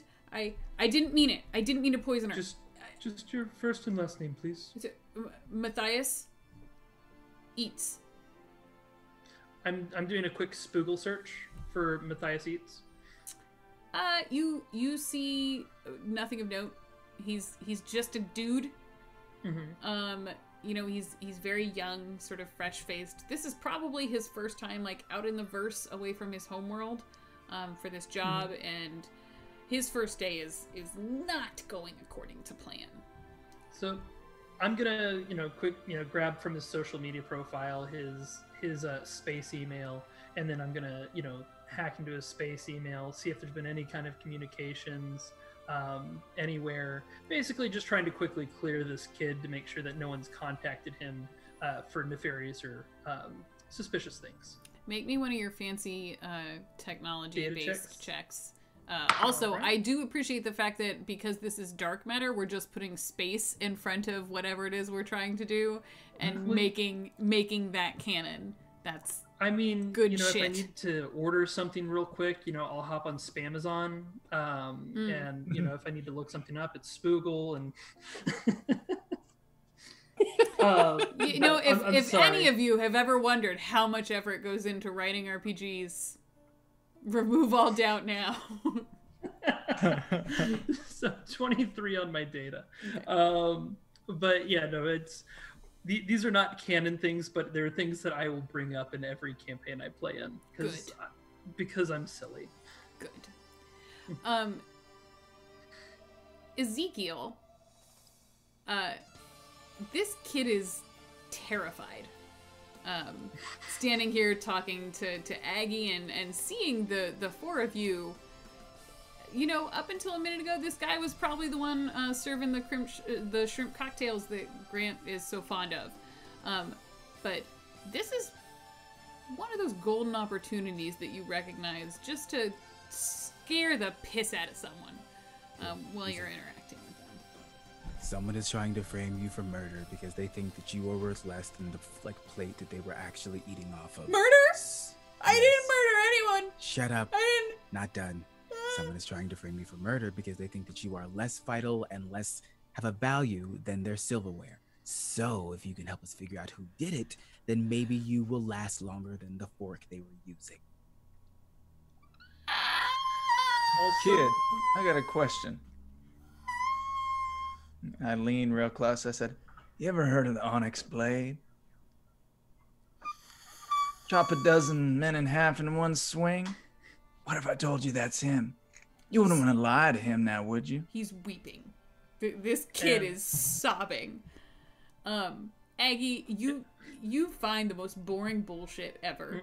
You find like a couple recipes that he's exchanged with distant relatives and maybe some pictures from a birthday party he went to a couple months ago, but just boring. Boring Matthias. Fair. Well, his information, like I've actually got like multiple like hollow screens that are just kind of like popping up with like his emails and social media profiles and like everything. And so he like sees me like pulling all this up. Congratulations. And then I just kind of swipe and it all goes away. I've cleared you. You've clearly not been in communication with anyone. Look, some guy came up and handed me a drink. Yeah, and he told me to give it to her. And I did, because that's my job. Yeah, that's... Congratulations. You are innocent. I have proof in all of this. And then the data appears back again before he closes it. That's private property! Would you prefer to be accused of murder? The tears aren't necessary. What we need to know is, I just said the tears aren't necessary. And my mage hand is going to fleck out and literally wipe a tear from his face. Now, who gave you the drink? I don't know, it was another waiter. Where? There. And he'll just kind of point out to the foyer. You've never seen this waiter before. You say it's your first day, however, you trust the first waiter you see? Well, we're all wearing uniforms. Why wouldn't I trust him? I didn't expect anyone to hand me a poisoned drink. It's actually pretty fair alibi, personally. Would you recognize them if you saw them again? Probably. He wasn't real attractive. He had a scar right here. from a waiting accident, I guess. I look over at Aggie. You like technology? Can you hack into a camera? This is a very expensive opera house that has to be an open communication. I can't hack into a camera per se, but I could hack into the mainframe where the footage from a camera is recorded, and then I could grab a picture from the database of the recording, and then I could run facial recognition. We could ask. You're correct. We could literally just ask, and then if someone tries to hide it, they're suspicious. Do we want to check? I see you rooms, are or a do we wanna check head-on the- person. Yes, because heads come off when people don't act. You are terrifying. Yeah, that's why. I get paid. personally like to grab as much as I can from said head before head comes off. So, Yeah, that poor kid. He's never leaving home again. where do we want to look next? The cameras, the rooms. There's a lot. Ace wanted to see somebody. I just want to notch one of the main four off. And we know that Arvox has some issues. So yeah, I want to head over to Arvox's place. Arvox's room. Well, so the room number that you got, you don't know if that's his room. You just know I that's don't. the room number you got from him. Exactly. I don't. And once I'm heading, once we're done here, sorry, excuse me. Hey, how well is Tenon known? In what capacity? Because he's Do people know that he's associated with Axioman? yes, 100%. Okay. Yeah. Cool. I am going to. I really don't care if the kid sees it, but I assume we're probably heading out. I'm going to take out one of my jokers that I have. I'm literally going to toss it into the air, and it's going to spin, enlarge, and then kind of like it's float down upon me. And as it floats upon me, I shift into Tenzin as I cast Disguise Self using one of my cards to do so. And I'm going to. I said Tenzin. Wow. I'm knew going what you to. meant. Yeah, you know. And I want to go to the door, ask Tenon to see who answers. Okay. So I want to do this separated from people, so I'm not. Sure. Yeah. So you're doing this before you walk away from Matthias? I'll do it after. I don't want him to see that I'm turning into. Okay, good, because you've broken this poor child's brain. So you all kind of, you all sort of leave Matthias as a shattered puddle of human being, crumpled up on the floor of this hallway that you interrogated him in. We give him a tip first. He does not acknowledge anything. Right? He's still like wailing. He's having problems right now. Congratulations. I hope you're happy. I pat him on the head as we're leaving and go, "It's not your fault," and to just walk off. So the four of you kind of leave and start heading towards room 947, and when Ace pulls out this Joker and kind of pulls this elaborate disguise maneuver with the card, it clicks. Even if you didn't realize that he was the Ace Harrison, now you get it. And Ezekiel, if you hadn't noted the thing before, the card, and maybe where it came from, you hadn't connected those two dots, now it's like, oh, okay. All right, I got it. It's, yeah. And once I get to the door, I kind of like straighten up myself, kind of take on Tenon's appearance and personality, and I just kind of hello. Are the rest of you with him, or are you hanging back? I think we're like sitting down the hall, or I am at least, because Ace said he wanted to kind of do this on his own. Yeah, so be hanging back. Okay.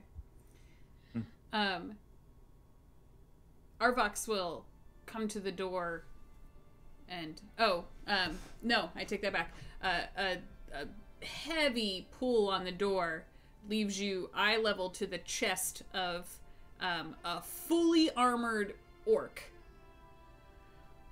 Yeah.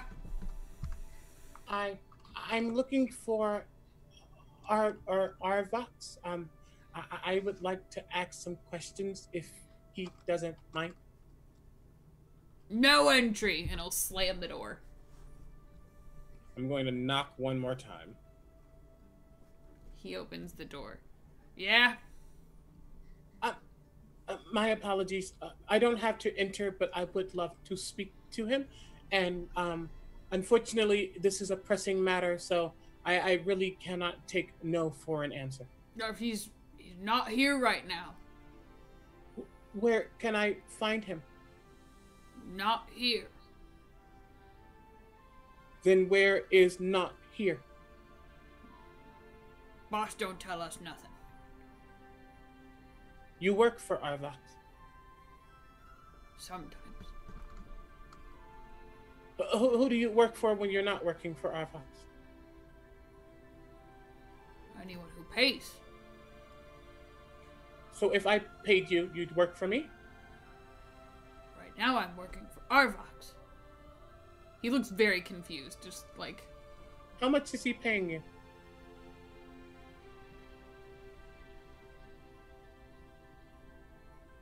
I take out the wad of cash I got from actual Tenon.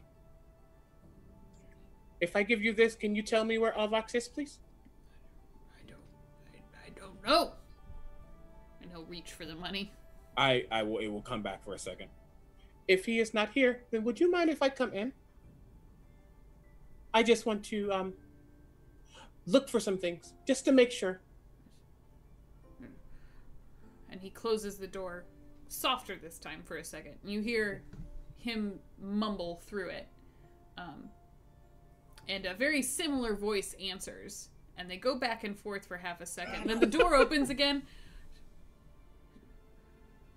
Boss be back later. But what if I want to come in now? No. Okay. I'm going to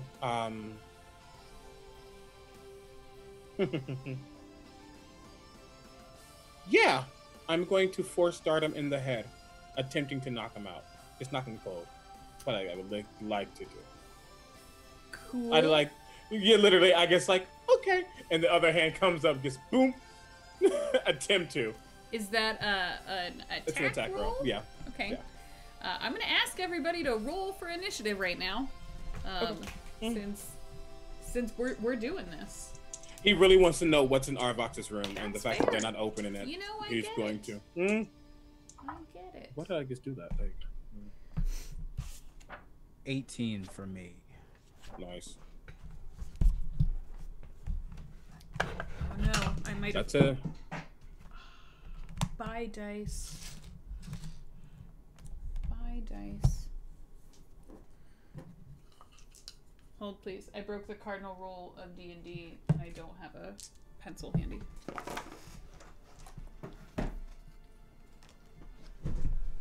I also just dropped my dice, so that's probably why they roll so shitty for me.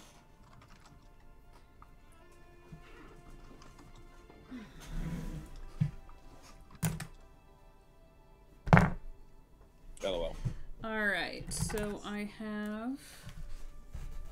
It was an 18 for Ezekiel? Yep. Okay. Aggie? I apologize. Ace is definitely on the neutral side of things. He's like, well, okay, well. Sorry, go ahead. Aggie? Oh, I just wasn't sure if we were close enough or not to know that things are going down. You can discern that this conversation is not going the way that Okay. Ace planned. Okay. I got a 13 then. 13? Grant? I have a 15. I assume your dex is higher than mine. You're a gunslinger. Mine's at 20. Yeah. Jeez. I got a 15 as well, so I'll go after him. BRB food. Okay. Okay. Actually, this is a good point in time for us to take a break, so Omega can shove some food in his face before he tries to shoot this guy in the head, and everybody can get in a bio break. Does that sound good? Cool. Yeah. I'm going Sounds to great. kick this over to BRB, and we'll do 10 minutes.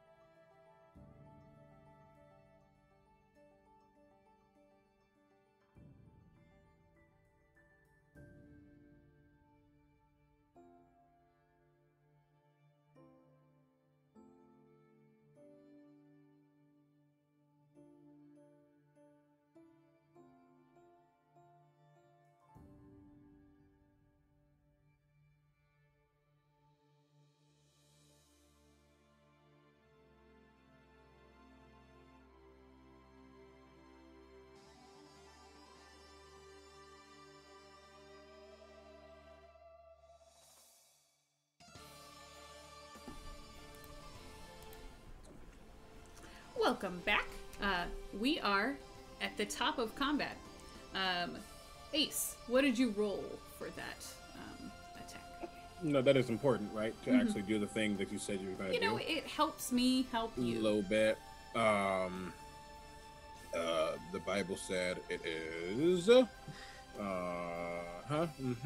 So, I have to do two different. I mean, no, that's a lie. I do one.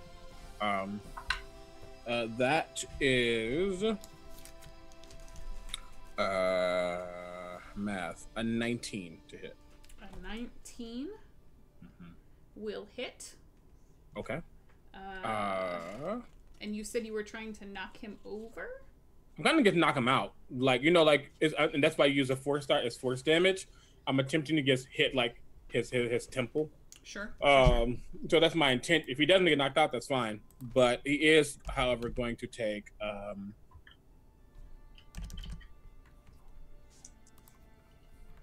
ooh. Would you consider? It's not that serious. That's 15. 30.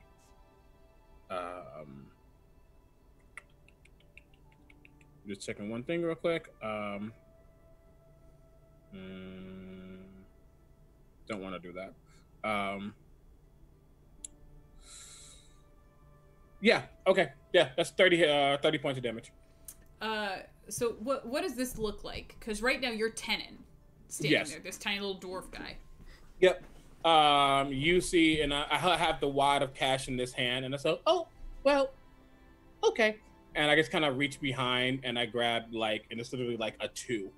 And it like lights on fire, not on fire, like a bluish energy. Okay. And then it like just disappears as it just right into his head. Okay. And just so you know, I have a thing where though this is a ranged attack, I don't take a disadvantage when I'm doing ranged attacks in front of people. Cool. It's rude. It's a rude thing. So you fire this energy, and it kind of hits him square in the head, and his eyes cross, looking at where he just got hit, and he'll rock forward, rock back, and then just whoomph, face down on the ground, unconscious in front of you. I guess like sidestep. And I look. The person in the room doesn't know who I'm saying to, and I just say, I tried. In Tenon's voice. You see in the open doorway beyond where this first orc was standing, there's another one who's standing there with like half a sandwich in his hand. What'd you do that for? He wouldn't let me in. Will you let me in? He's too dumb to realize what's happened. Ezekiel, you are up, my friend.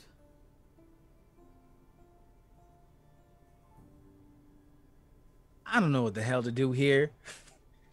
So I hear fighting. You're only about 15 feet away. Like, you can see this. And I saw Ace instigate it. Yup. Does Ace look like they're in danger, or just like the people just want them to leave? I mean, he just kind of flicked his finger and this giant orc fell face first onto the ground.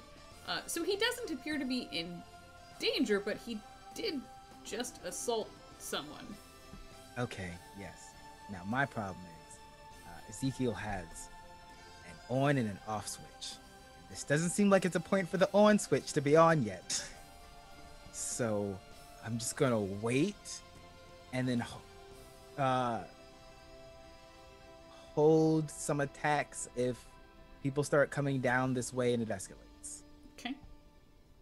Yeah, because I love him. I don't think we're trying to kill anybody yet. And I'm like, just gonna stay here and wait. Just gonna wait it out. Ezekiel, you kind of see this happen, and you take your hand and like you're on the hilt of your sword, but you're like ooh.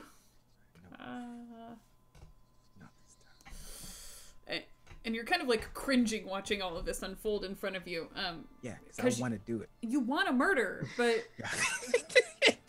but this is just not the time. Still innocent right now. Yeah. Grant, you also watch all of this occur, and you kind of see initially Ezekiel kind of like reaches for his hilt, but then stops himself and is just sort of like watching very intently as this is unfolding. What do you do? Well, if you had just went in there and murdered, this would have been really easy. I would have went in there and just started shooting. But now you done make it hard. Okay, well, Grant is gonna... He pulls his long coat back a little bit and reaches to his nickel-plated 6-inch barrel Very Blaster and turns one of the cells to frost. So you see the whole cylinder kind of get that...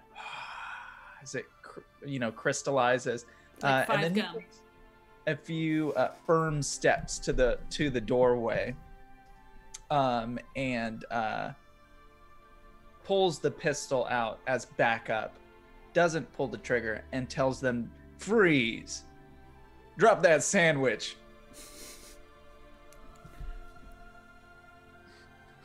I said, "Drop it." He'll place the sandwich. No, don't gently. place it down. You drop it. Now everybody stay nice and calm here. Didn't let my friend in, and we're gonna have to see how this plays out. It's not his room. Why would we let him in? And that's my turn. I'm like, I am the general manager of this place, so technically.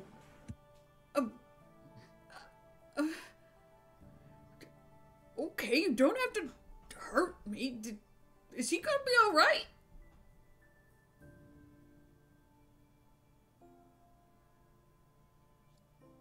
I think you were muted, sir. He's fine. Come on in. I guess. And he's just gonna kind of back away from you, Grant. As much as an orc can't, like, he's huge, and this doorway, this entrance to this room was not built for someone his size, so even though he's backed all the way sort of against the frame of the door, there's like 6 inches of clearance for you guys to squeeze past him into the room if you still want to enter. I'll put away my Very Blaster and say, well, thank you very much. And I'll step in and I don't have a hat to tip. I should have got a hat. But I'll nod at Ace. I don't want to go into turns, so if you're still in turns, I'd rather. No, we're not now. Oh. You knocked out his friend in one hit. He's very sad. Sorry. And I just kind of tentatively walk in, and I'm still selling, being Tinin. And I'm quite literally going to go through Arvox's stuff just to make sure that there's anything I can find. He clearly just wants to see if Arvox is clear of this meddling. Okay. Make me an investigation roll. Okay. All three of you, really. Aggie, Ezekiel, and Grant. All three of you were sort of right there with him as he entered this room and just sort of started rifling through stuff. Are you going to help him, or are you use the gonna... help action to give him advantage? Okay. I'll just Think- look. That's good because that was almost a 2. That is 7. 26. What was that, Ezekiel? 7. Okay. I love Ezekiel. Ezekiel, you're like, yep, this is a real nice room. Stab. I'm just gonna so investigate the mini bar real quick. That works. So the way that I'm helping Ace is my goldfish is essentially like swimming across the room and like tagging things and like lighting them up as Ace makes his way through the room. You made your own plot points, Yeah. basically. Okay. Mhm. And what was your total, Ace? I'm sorry. 26. Okay. This room is just kind of a hotel room. In fact, looking around, you see that it's very lavish. Like, it's one of those things where it has its own private sitting area, and there's like an actual little desk, and a fireplace. Like, it's a beautiful hotel room, but it is, at the end of the day, a hotel room. You can see that there are bags that haven't been unpacked almost as if Arvox came, dropped off his stuff, told these two guys, hey, you know, stay here until I get back, and then just left. Okay. So there's really nothing of note in here. Good. Okay. And then I'll turn to the other orc and say, please tell your friend that he is innocent, and he will know what that means. Thank you. And I'm literally going to turn out, start to walk out, stop, turn again, take half of the cash from the wad, toss it to the one that's alive, with the one that's up, the money, and say, this is for your friend and you if you want some. Thank you for your cooperation. I'm sorry about your sandwich. It's real mean of you to make me put it down. Yeah. I'll just buy a new sandwich. Yeah. Get out. As Yeah. Aggie leaves, Aggie grabs a pillow from the bed and puts it under the unconscious orc's head. The conscious orc sees you do this, and you know, thinking that his friend was actually dead in this process, he's like, oh, and then he starts kicking him. Wake up, Urg, wake up! It's time. Ace is gone. Ace is walked. So, Aggie, Ezekiel, and Grant, you all are kind of left holding the bag. Ace has already left the room and walked away, and now you're just watching one orc assault his friend who's unconscious in the doorway, trying to wake him up. I'm following Ace after I drop off, after I put the pillow under him. So I kind of look quizzically, and so does Fish, with like kind of a question mark above its head as the kicking starts. But then he shrugs and just continues to waddle off after Ace.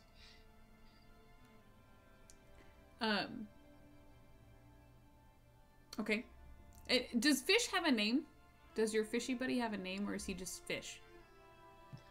Well, it's technically F45H, but Fish. Oh, sorry, not F4. Fash. F1. F1. Good old flight. Fash. Okay. It should be called Fash. I like that. Fash the fish. Probably should. Fash the fish.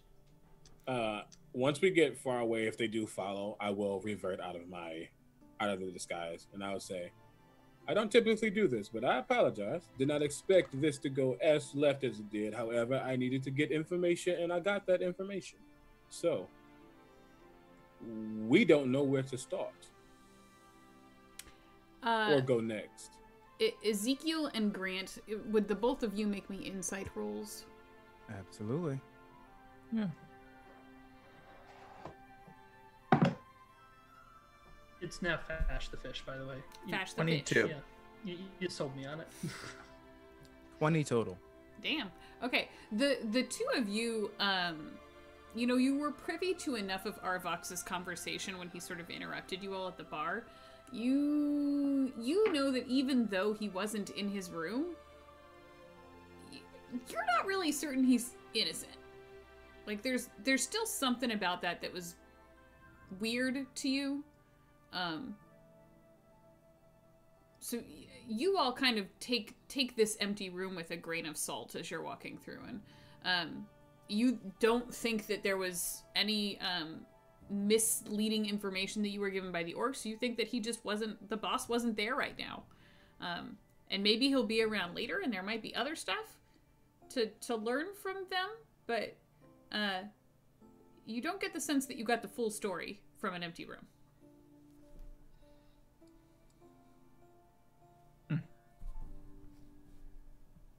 I'd probably look at Ezekiel, and I feel like Ezekiel is the kind of person who can tell a lot from someone's eyes.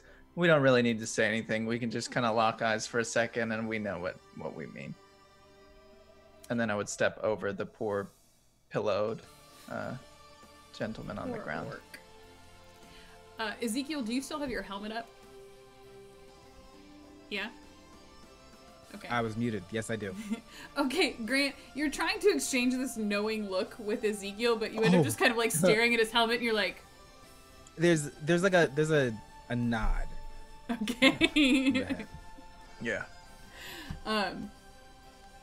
But the four of you are now out in the hallway, and you've already spoken to Matthias, the waiter who ended up accidentally handing Axia the poisoned beverage, and you've paid a visit to Arvox even though he wasn't there, but there's still another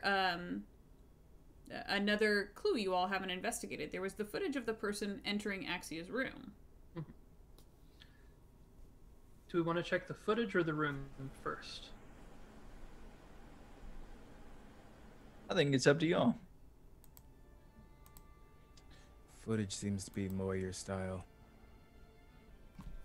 Oh, Ezekiel, you don't want to have fun too? We can go in and smash and dash if you wish. I personally don't mind. Once I start, I will not stop. So Who I said would- you had to stop? And you can you see like his hands like flexing a little bit and then kind of like settle, and a deep breath. Because if we do footage first, then it leaves us to a last resort. Well, by all means, let's find out what we can find from this footage. Yeah, start heading towards wherever that would be. Or does Aggie have like a way to like remotely do that? Or will we have to go to an area? I'm going to assume that they have their information on their security systems on a closed server. So I'm assuming that I would need to actually go to a terminal that has access to the cameras. Yes and no. So, yes, it is a closed server. However, Tenon knows that Axia wouldn't lead him astray. So the fact that she chose the four of you to look into her murder is very important to him, and he wants to fulfill her wishes. So he's given you remote access to most all of the systems and all of the information about all of the guests that he can. Okay. He didn't tell you he was doing this, but you find that if you go to type things into your data pad, you can pull up basically anything. Okay. In that case, I'm immediately going to check a couple things. So there was the waiter with the scar that gave the person the drink. Mm-hmm. I'm going to, pull up that footage, snag a photo of his face, see if I can run a reverse Spoogle search to, see if I can find any information. And then I, essentially reverse trace back the guy to where he came from. And then also I want to look at the footage of the person coming out of Axia's room and see if I can find where they came from and where they went as well. Okay. So Which I know is a lot, but it's not. But I will have you make me a data check. Just it won't be hard, but make me one. yeah. These Bard and Barbarian dice are just really wonderful. They're just rolling well for me. They're made of Indian, how do you say, agate, aquamarine, and hematite. Like, what other dice set comes with multiple gems? But anyways, they're just rolling real well for me. Got a 17 plus 9 for 26. Math. So you are. It's really easy for you to pull up the footage from the party and to see the entire crowd, and you're able to pick out individuals. You can see everybody. You actually think you see footage of Ace flirting with some old woman while he heads over to the bar. It was a strange interaction to watch, but you're able to find the waiter that handed off the drink easily enough, and you're backtracking that footage. But it's strange. The waiter who handed him the tray, which carried only that beverage, it's almost as if he knew where the cameras were and made it a point to avoid them. He would either duck behind people or kind of like scratch his temple to avoid a clear view. So you get the sense that he knew exactly where the cameras were, and he knew exactly what he had to do to avoid them. However, the criminal who broke into Axia's room was not quite so clever. And you can backtrack that person all the way through the evening. So you reverse that footage and you see them recede from the hallway, and actually they emerged from the opera chamber itself.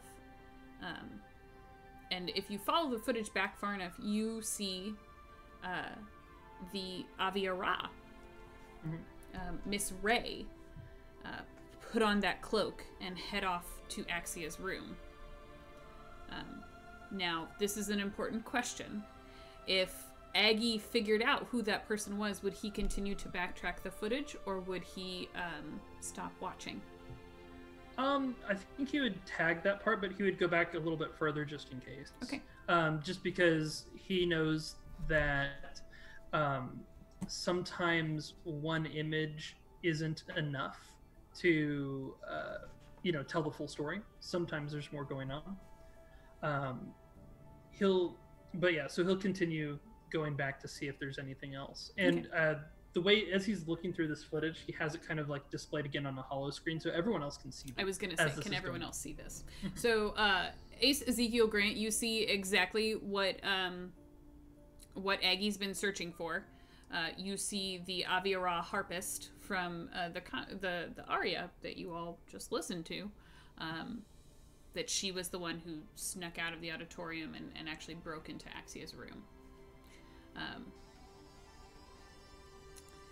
And as you back up the footage just a little bit further, Aggie, and continue to follow Miss Ray throughout the evening, you notice that at the party, she was awfully close to Antona 450.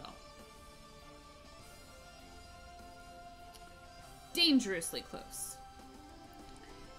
Intimately close to Antona 450 at the party. The whole time I'm just saying, enhance, enhance.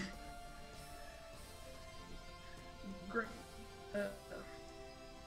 Grant, I appreciate you were trying to help. And then he just kind of trails off there.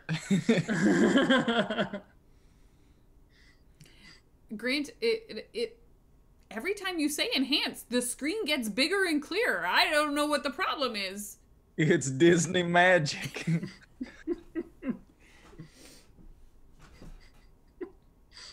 So do we all see the footage? You all see this you happen. all see it. Yep. Seeing that, my eyes shift over to Ezekiel.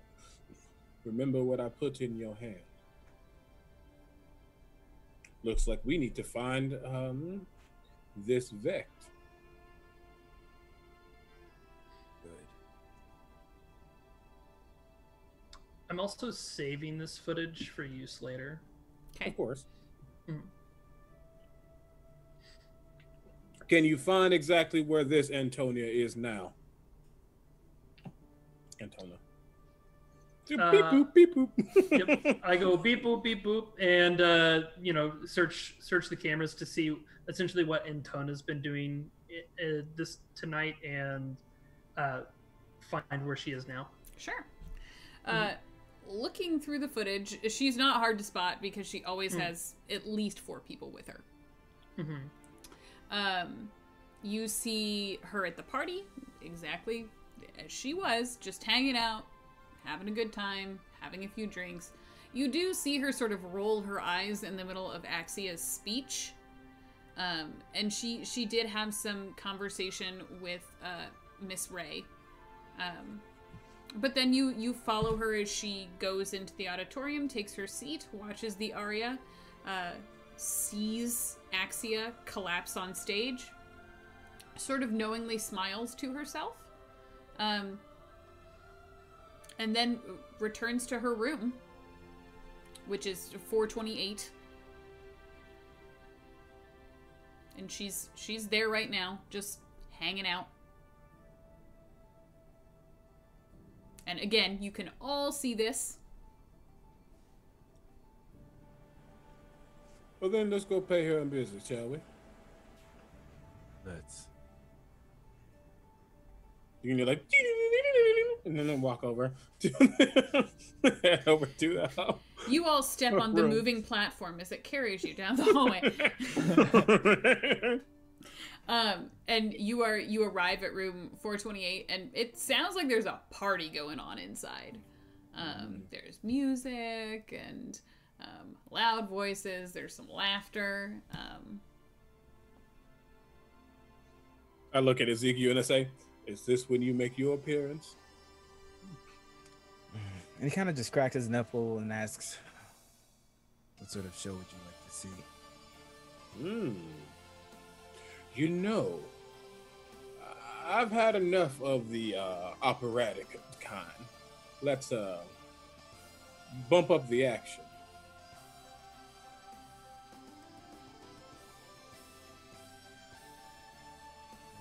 He's just gonna walk right in. Okay. The door is locked. I'm gonna try it, and if it doesn't open, I'll open it. You punish that door. So, when Ace says that he's gonna, you know, it's action time. Aggie pushes a button on his suit, and another armored suit appears over his current suit. A Russian egg doll with a fish in the middle. Okay. Battle Aggie. No, Aggie. Baggy. Baggy. And a drill appears where one of his hands was. Okay, now you're just. Oh, so okay, That's impossible. okay. Is there a little girl with you too? You know, not yet. So wholesome, wonderful Aggie just turns into a battle bot right before your eyes. He just became Big Daddy, is what he did. Yeah, you did. Alf. So you watch this change occur, Ezekiel, as you recognize that the door is locked. I'm gonna hit it as hard as I can. With your fists? Out with my foot. With your foot? Make me a strength check. All right. Grant, what are you doing while he's trying to kick in this door? Hold on, let me get my hat. Oh my god. I cannot. You guys are I want this to be like a thing. I want to watch this show of investigators because Why is he like this? This man had all this time to get this hat too, and he just didn't do it. All right. Let's get this party started. It's just a strength check. Yep, just a strength check. Oh god. Okay, so because I have a heavy frame from my fighter class, I get advantage on strength checks while wearing it. So let's do it. Oh, that's okay. Fuck it up. That's a 24. Yeah, that door never saw it coming. You kind of like you see Grant put on his hat and like Aggie turns into a battle bot and you're like, okay, this is the time, and you kick in the door and I'm assuming you rush into the room. Yeah. With my blade in hand.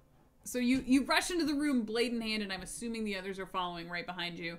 And you take a few steps through the actual like hallway, and then the room opens up.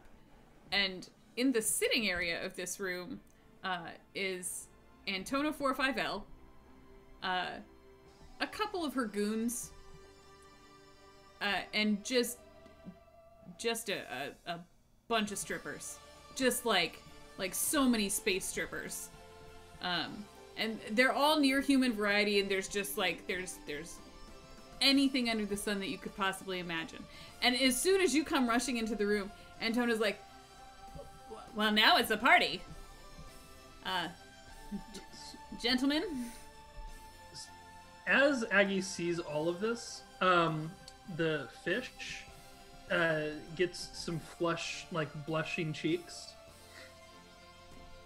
Oh, Fash. Go ahead. Two choices. One, you admit that you're a murderer or involved with one. Two, everyone else dies and then you admit it. Either way, I win. I prefer two, to be honest. You are a strange individual. I'll tell you what. Can you put your sword away for 2 seconds? I could, but I won't. Continue. All right. Girls, get lost for a second. And she'll sort of shoo them away. And Antona will, look, I won't lie to you all. I was planning a murder for this weekend, but I didn't even have to. Someone else beat me to it. It was wonderful. I undo my headset. So you were planning to kill someone? Well, yeah. You're planning to kill her? Yeah. Still. Do you know who beat you to it? Well, no, but if I find out, I'm gonna send him a nice fruit basket. You don't know anything. Well, I know what I told Ray to do when she was poisoned, right? Yes. I don't work in poison. That's too subtle. Look, there are a lot of people who want Axia dead. She goes against the interests of everybody. How many guards are here, would you say? Not everybody. I would have helped you for a pretty penny. You said there were 2 guards, right? 3 guards. 3? I can probably kill 3. You know you could. They're just automatons. Oh, okay. So I'm going to ask the party, do you mind if I just kill all 3 of them? Because I am going to slice through them like they are butter. Unless you... I'm not gonna take out her, but I'm going to kill the automatons just to make a point. You're not paying me. Cool. Okay. I don't know if you would like me to roll initiative or if you want this to be a surprise. That's up to you. I'll tell you what. The automatons have been imbibing themselves, which is strange for an automaton because technically they aren't supposed to have like that kind of drive. But these ones have been altered by Antona to be a little more personable and a little more attuned to her lifestyle. So make me 3 attack rolls with advantage. And I'll tell you what, if you hit all 3, you're gonna kill all 3. But if you miss one of them, you're gonna miss all of them. That's fair. Okay, so the first one is a 22. Yeah, that hits. A 28. Mm-hmm. And a 24. What does this look like? And you can, the way that this is set up is it's sort of a semicircular couch. And Antona 45L is sitting directly across from the entrance to the room. So she's staring you down. And the automatons are just sort of like sitting around her. There's 2 on one side and 1 on the other, just relaxing. Probably running over, sliding, and as the beam cuts through the leg, he then hits the button so another blade comes out of the other side, and then he just cuts through one, a big like sweep into the chest of the other to cut him in half, and then basically like rolling over Antona to stab through the third one. Those are expensive. Why would you do that? I told you I didn't know anything. Because you were planning to do it anyways, and I didn't like that. Well, I didn't. You just became a murderer. How do you feel? I've been a murderer for years. Well, so have I. What's one more? Or one less. And I boot my helmet off and stare her very close in the eyes. So then, You're going to help me find out who did it, or there will be one less, and it's not going to be them. Look, it's like I told you. There are a lot of people who want Axia dead. I'm just one of them. Arvox is losing money because the government seized his terraformed land. They won't let what's-his-face, that real estate guy, buy it because they're talking about just giving it to the Nautiloids. How stupid is that? And the one CEO, it is his dippy wife. They want to buy it and sell it off for parts. Everyone's mad about Axia and what she's doing. You're mad that someone actually wants to do something good for someone and it messes up your little operation. Look, I was gonna give the place to the Nautilids. I was just gonna embellish my lifestyle along the way. I really don't care if you kill her too, just so you know. Well, hold on. If you come after me, there's gonna be a lot of people after you guys. Many people have been after me all my life. You are You have not cameras in inconspicuous. This is true. What was Do you that? have cameras in this room? Make me a perception check. All right. Oh, wow. It's a 19. You don't see any cameras. I'm asking them then. Do you have cameras in this room? Oh. I mean, I do what I gotta do to protect myself, but at the end of the day, if I'm dead, it doesn't matter, does it? No, it doesn't. No, you were talking about people looking for me. I don't care. Oh, well. I can't stop you then. You're gonna scar all those poor girls. If they had to deal with you, they've been scarred already. I pay well. That's not good enough. There's a difference between living and surviving. Idiot. And I'm just gonna stand up and walk off. I turn to Aggie. I don't mean to use you like a little Swiss Army knife, however. If you can find out where the other folk are, someone did it. And actually, while you do that, look at what Tenon and Percy are doing as well. Will do. Can we leave this room first? I dislike this one.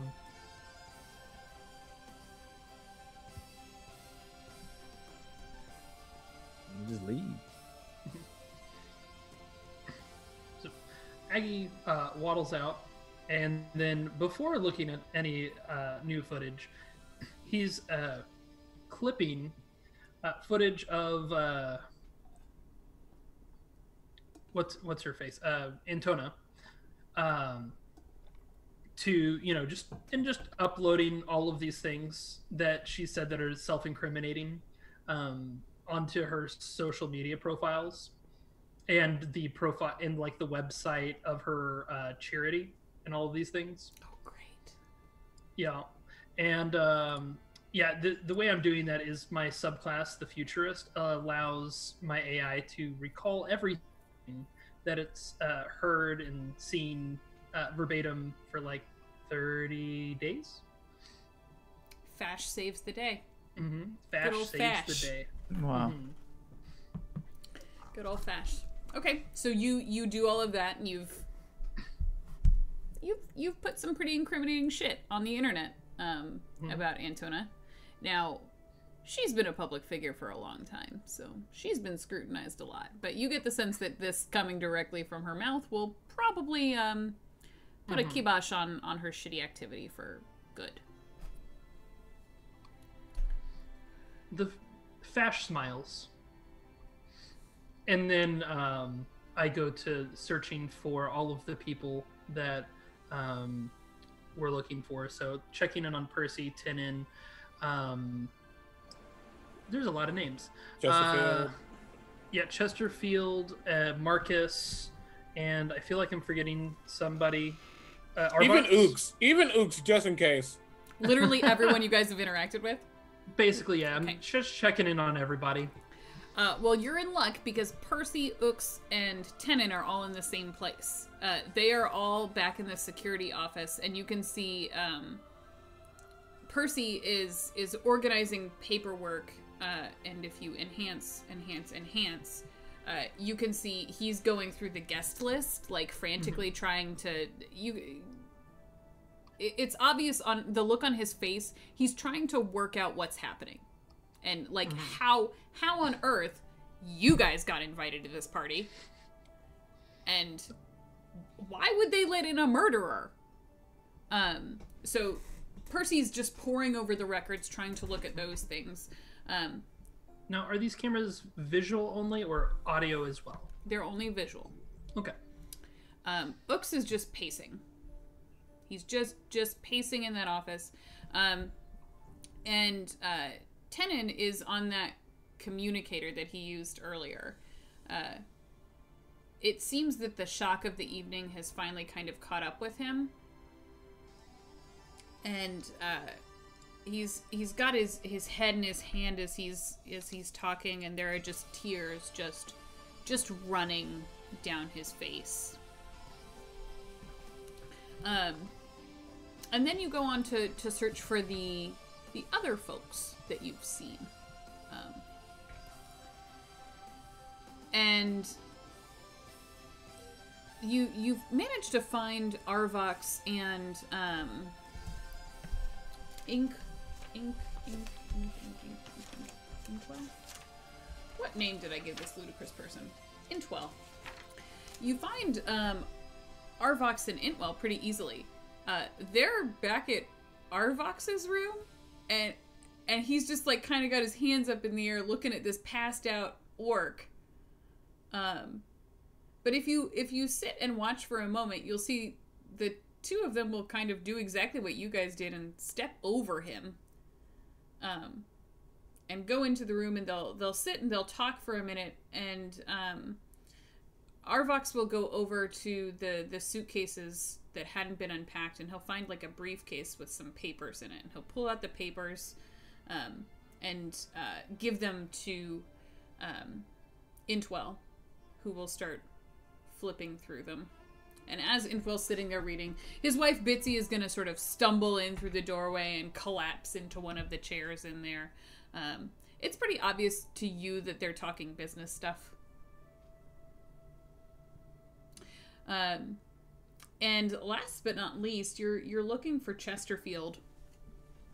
And you find him in his room on a communicator of his own. He looks upset. He's also pacing. But there's something very strange about this scene. He's pacing and sort of angrily talking into the phone, but there are two heavily armored automatons, like overly armored automatons, in the room with him. Enhance that bit right there. Enhance that. Those ones look big. I want to see their serial numbers. Yes, Grant. So good at this. Thank you. Immediately as you kind of go to zoom in and find that VIN number for Grant to pour over, one of the automatons turns, looks up directly at the camera, and shoots. Well, that was suspicious. Yeah, I think it's a little suspicious that they got cameras in the rooms, but we can talk about that later. It's more suspicious that the camera was taken out when someone walked in the room. Maybe we should... I assume like the camera made like a sound, and I'm like, the fuck?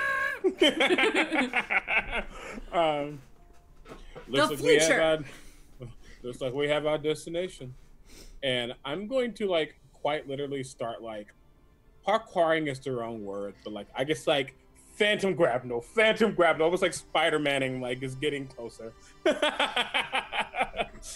yeah, I'm in a rush, but I'm going fast. So you all are rushing off to Chesterfield's room.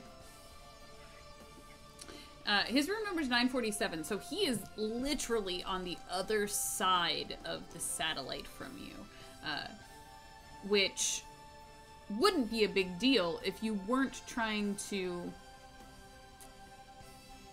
beat him to the punch. So you all are on your way across the satellite to get there. I'm assuming moving at full speed. Aggie, you might be trailing behind just a little because... I do fortunately move as fast as everybody else normally would. But I will slow down if it would give me the opportunity to maybe set some alarms off or something in the area that might prevent them from doing whatever they're about to do. So as you're going through and like you're setting off not fire alarms but like meteor shower alarms for the satellite, that basically just it's designed, it's a system that's designed to let guests know to stay in their rooms in case there's any kind of weird turbulence or in case one of these meteors is large enough to actually puncture part of the satellite. It's designed to keep the guests safe and in their rooms. So you are setting off that system, and as you're going through and trying to do that, an alert pops up that lets you know there is a ship being prepped for departure. Even though right now the whole shuttle bay is supposed to be locked down. No entry, no exit. So while everyone's running towards the room, I'm going to go ahead and like, it's still like probably slow down even more so that I can pull up the cameras over by that shuttle. Okay.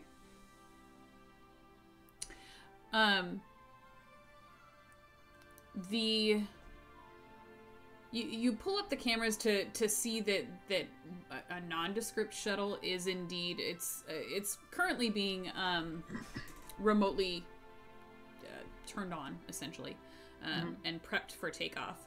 So you see that all the thing is getting ready to go. The entry platform is lit up with all the lights that let people know, hey, avoid this because you're going to get fried by an engine if you stand here.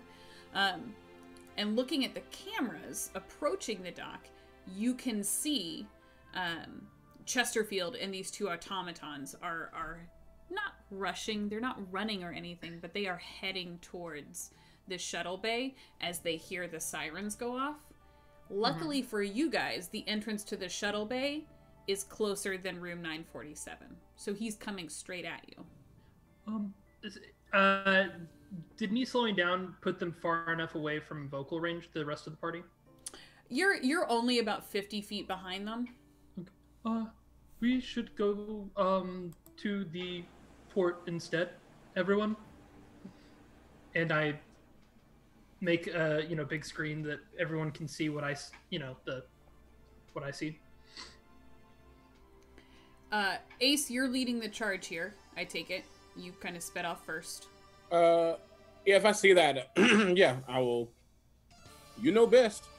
And I'm assuming we're trying to like cut them off from getting to the port first. Yep. So. And actually, as soon as that screen, as soon as Aggie pulls up that screen for all of you to see, you can see the entrance to the shuttle bay off to your front left, basically, and you see Chesterfield and the two automatons making their way through that doorway. They're only about 70 feet from you. Okay. Let's check it over. While I'm checking this, I'll just say, attack now or let them get closer.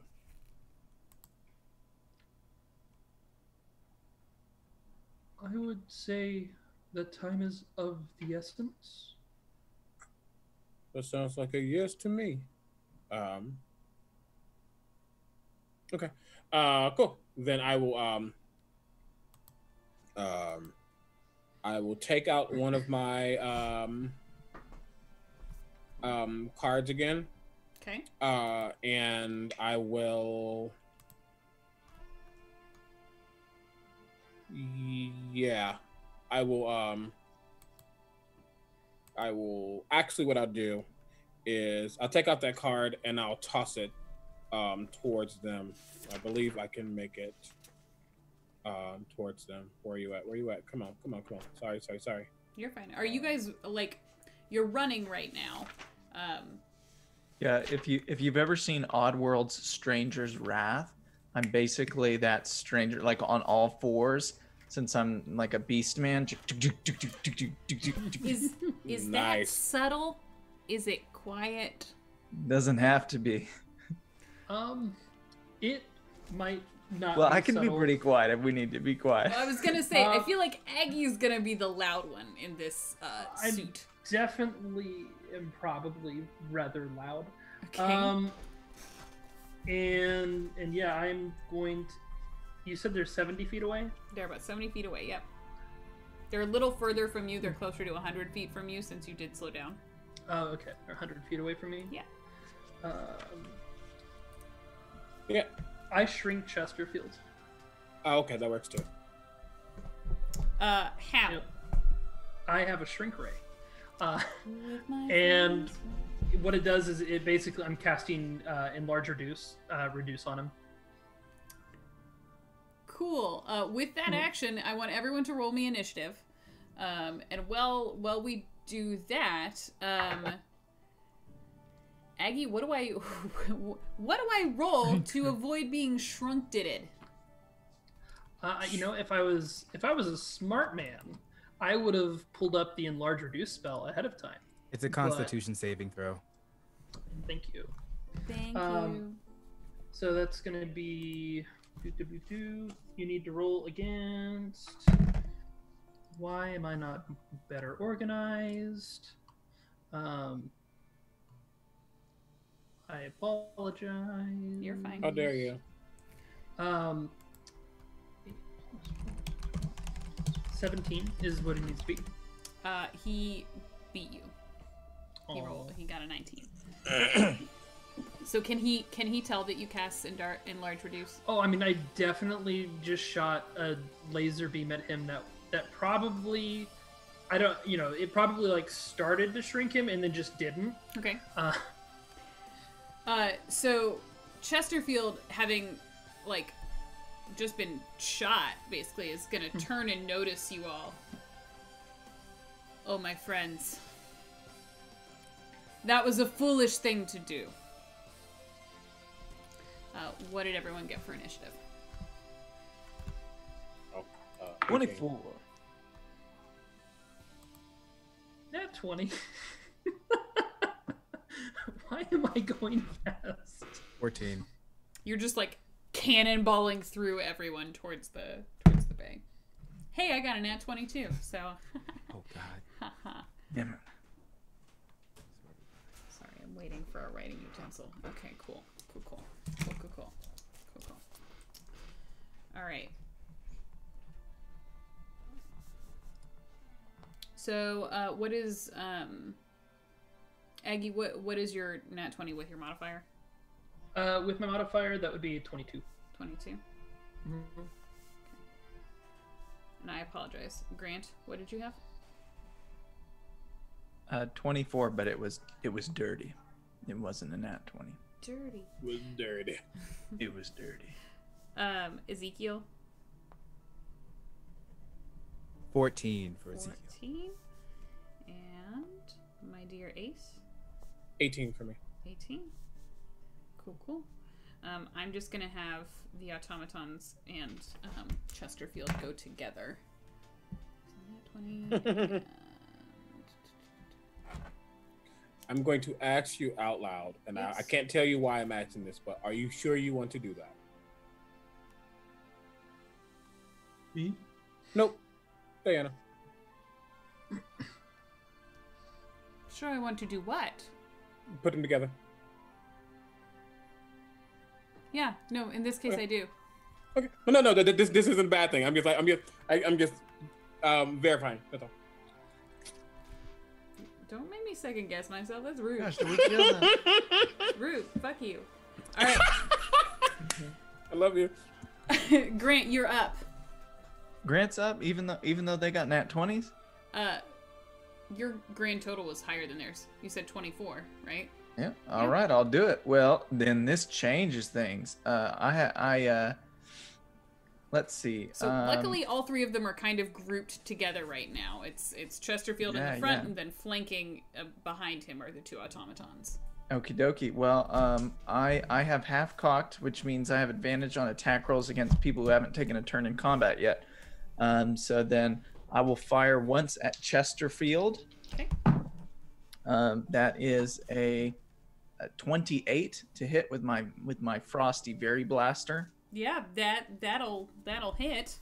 And since that was a 19 on the die, that is a critical because my critical range is an 18 to 20. And if I beat their AC by 5, I get an extra die. Did I beat their AC by 5? What'd you get? 28. What do you think?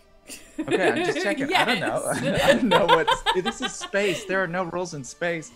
So then I roll these twice, and I don't add anything because it's ranged gun, right? Sure. Correct. Yeah. No. Okay, so I'm gonna roll these twice. So the first one is 5 plus, so 16 frost or cold damage for the first roll, and then for the crit that'll be another 8 plus 6, so 14. Okay. 14 plus 16, so 30 with the first hit. And if I get a critical against a larger, smaller creature, they are incapacitated until the beginning of my next turn, unless they're an elemental, ooze, or undead. Okay. Well, all right. see, I'm not breaking anything this time. It's true. Maybe it's just me. Maybe I don't deserve to do combat in space. Maybe that's what's happening here. So the last time that we played, Omega took my mega construct, my big baddie, and basically nerfed him instantly with, was it Hex that did it? It was each time you tried to attack me, I basically say, you're not going to do that this round. It was, you're actually going to disengage. It was something dickish that made my strength or my constitution 3 Oh, instead that too, of yeah. 24. Oh, yeah, that thing. Yeah. Yeah. I don't get to fucking fight in space, apparently. Anyway, go ahead, Grant. So then Grant has one more attack. Sure he does. And with that, I think I'm going to let Chesterfield stay incapacitated, and I'm gonna hit one of them there automatons that I got to see their VIN number. So that second one is a 15 plus 9, but I think I want to use one of my lucky things. It's not the feat, but it's the good old Douglas luck. It's a good old Douglas luck. I can do it 3 times per day. I forget what it's called, but there's 3 of them, and I can re-roll. So I'm gonna do that just to see if I get a critical. Okay. I did not. So that's just if I hit, that's just a regular hit with a 24. You hit it. And did I beat their AC by 5?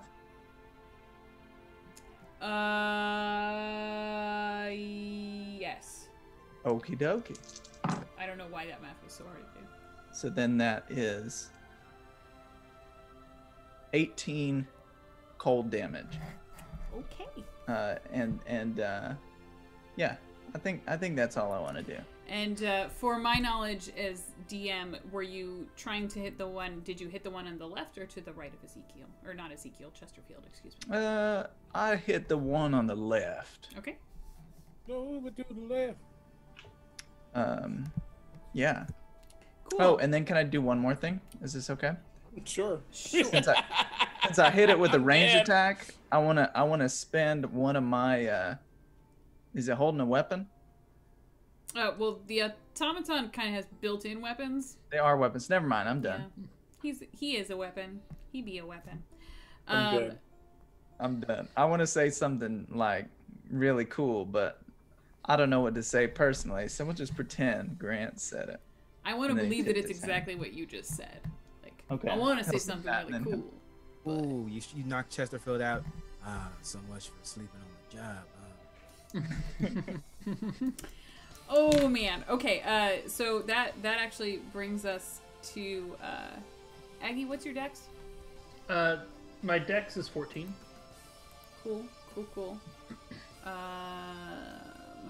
Nito. Well, we're gonna let you go first. Okay. It's your turn. I move closer to everything since I'm a little far away at the moment. Okay. And I'm going to use a bonus action to activate my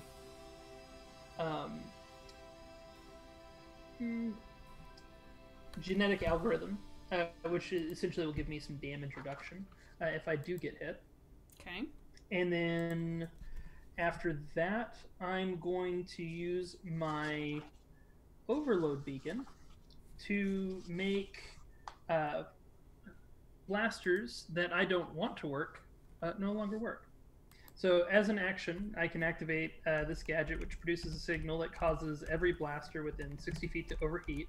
But I've upgraded it so that I can make certain blasters exempt. So Grant's blaster as well as mine are not affected. And this will last for 1 turn, and I can only do this once per minute. Okay. Mhm. So when we're talking about like a laser pistol, essentially that's overheating, is that Just can't be fired. Yeah. Okay. Cool. Mhm. Cool. Well, Nito, that was a bonus action.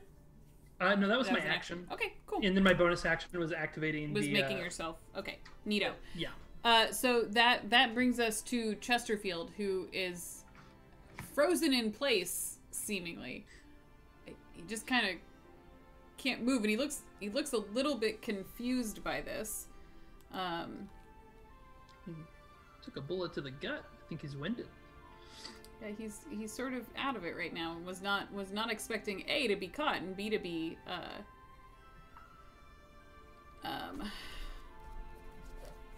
incapacitated. But you notice that as he's kind of sitting there, he takes a deep breath in and just... And Grant, it almost looks like some of the damage that you've done to him begins to heal over very quickly. He looks a little better than he did a second ago. But he can't do anything, so he's just sort of frozen there, staring at you all, like, menacingly, like daggers. Why, Chesterfield, you look like somebody just walked over your grave. Is this who you just actually are? Deep down. I really want it to be. And then This is inner Texan coming out.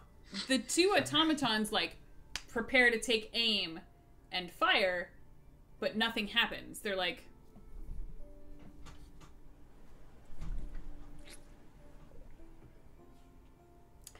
And that's their turn. Ace, you're up. Ace kind of steps forward because he was about 70 some feet away or whatever. Yep. And he'll clear 40 feet to get to 40 feet. But as he's walking, he's going to take a card. He kind of like splays the cards out and catches one in his hand as the other ones come back to the deck. And he kind of points it and faces it towards them, and it's a 2. And he says, well, let's see how this will be.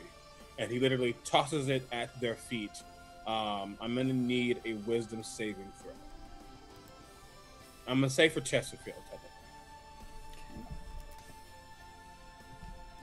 We're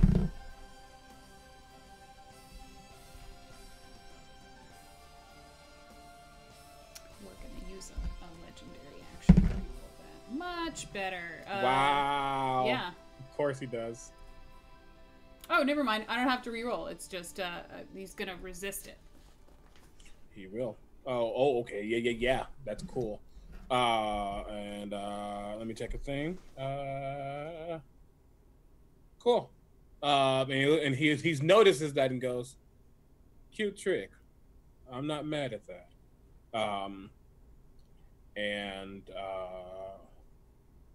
He'll sort of smile at you, but because he's sort of frozen in place, it looks real funny. Our legendary resistance, is that a reaction or is it just a thing they can do? I don't know how legendary things go. You just get 3 a day, so it is a reaction, but if he's incapacitated, can he react? Is what I'm asking. That's a good question. Hey, people who know rules better than I do. So incapacity, like react to what specifically? Can Some he... of they are sorry, go ahead. No, you're fine. Can he use a legendary resistance against something if he's incapacitated? Yeah, because I'd say that's up to you, because they can't take actions or reactions if they're incapacitated. Well, But technically, that's also a you're the one legendary in charge. action isn't either one like a of those. trait. That's what I was wondering. It's a unique part of the action economy that exists only for those. It's in big boss monsters, so they're not. Yeah, if they have a reaction and legendary actions, they can do both. But I mean, Personally, I'd ultimately, like it's it if Chesterfield had a little bit of oomph in him. I feel bad if I shot him. right off the bat. That's just the way combat goes for me when CB is involved. I guess Not it's true. how things happen. Not true. But yes, he'll kind of like, even though he's half shuttered over from the blow that Grant gave him, he'll look up at you, Ace, and just sort of give you a malevolent smile. And I just say, I fought folks like you, and I know that it all comes in threes. Then you know you can't win. I'm literally an ace. Don't get it twisted. And you see a card literally like fly from behind him, and he catches it in his hand as I bonus action do a thing that I just literally load a card. And that's my turn. Okay. Which card brings do I us to get Ezekiel. today? This is your moment, friend. Well, so they're about 70 feet away, you said, Ooh, I right? got a jack. At this point in time, they started to advance on you once Aggie took a shot. So you are within sprinting distance. Yeah, I'll dash up to them. I'll double move right up. Okay. Any bonus action? Anything like that? No, not for a fighter. All right, Grant. I feel like the Samurai Jack music was playing when you run up with your sword. I was ready.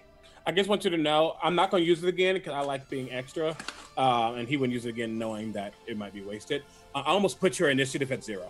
I mean, at last, which is why Ags are all of them together, because then they all would be last. I thought you lied to me, CB. Awesome. Yeah, y'all are just like Diane's just here trying to have fun too. know, What I the just- hell, yeah. y'all? I feel bad. I felt bad when I did that to the bad guy. Anyway, Grant, go ahead. Grant is gonna do some fancy tricks, and he's gonna start firing his very blaster. This time he'll use a bonus action, and he's gonna change it to necrotic damage. Okay. So he shifts the chamber over one, and you see the barrel kind of fog out this purple skull-shaped mist for a moment, and then he points it and squints with one eye and fires 2 shots at Chesterfield's face. And Grant is a space cowboy, right? Actually, it's called Son of a Lucky Gun. It's one of the original ones. I just thought it would be cool if Grant was kind of out of He's a space cowboy. a different era. I'm just so that's picturing this as like a revolver where you're spinning the chamber really fast too. And Yeah. that's like, I don't know, it's a cool visual. Yeah, it's super cool. I thought that was a super cool weapon. So that is a 15 plus 9, so 24 to hit, That hits, and it is 5 higher. and it is 5 higher. Yeah. So this will be necrotic damage. So that is 6, 9 plus 5, 14 damage for the first shot. And I'm also going to do a limb shot. So on my next shot, I'm going to aim for their hand, and if I hit, we're going to try and make Chesterfield drop his weapon. Okay. So that is a 3. So I'm going to use my good old fashioned Grant Douglas luck to re-roll. That's a 17 plus 9. So many. Yes, that does hit. And I it can is only more than 5. well, I can only do that once per turn. So Okay. it's just 3d6 this time.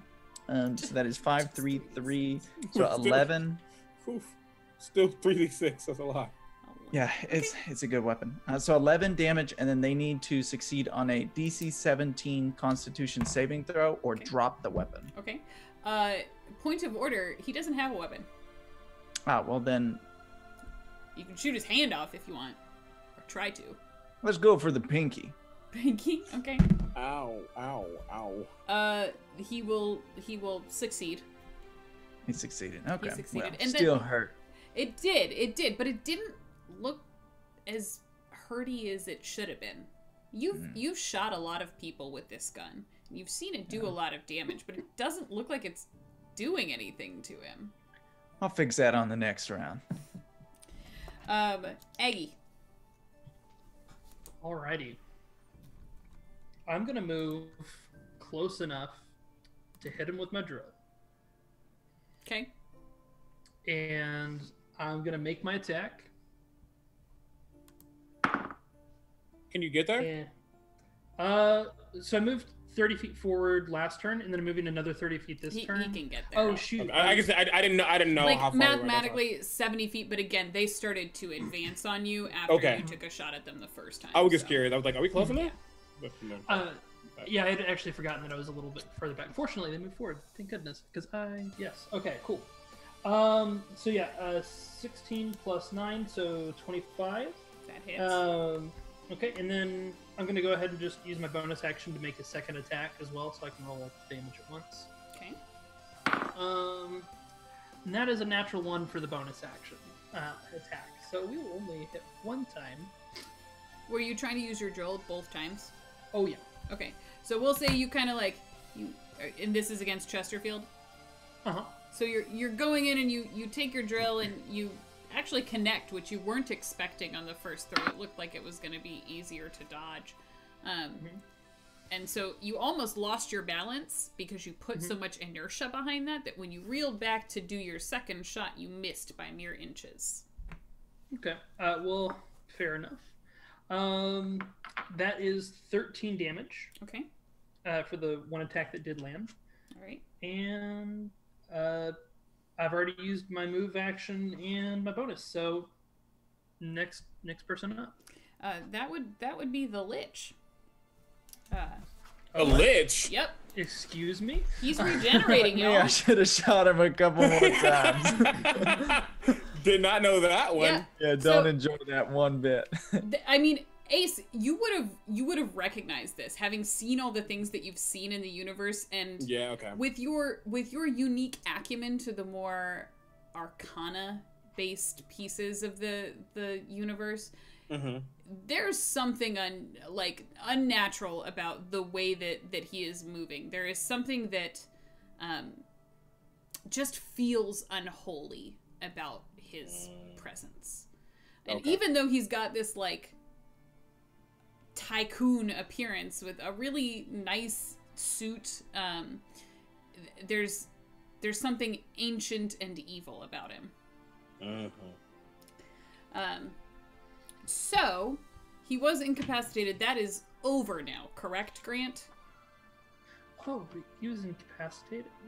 Too late. Yeah, that ended at the. That ended start on of your my turn, right? Sorry, Cool. one second.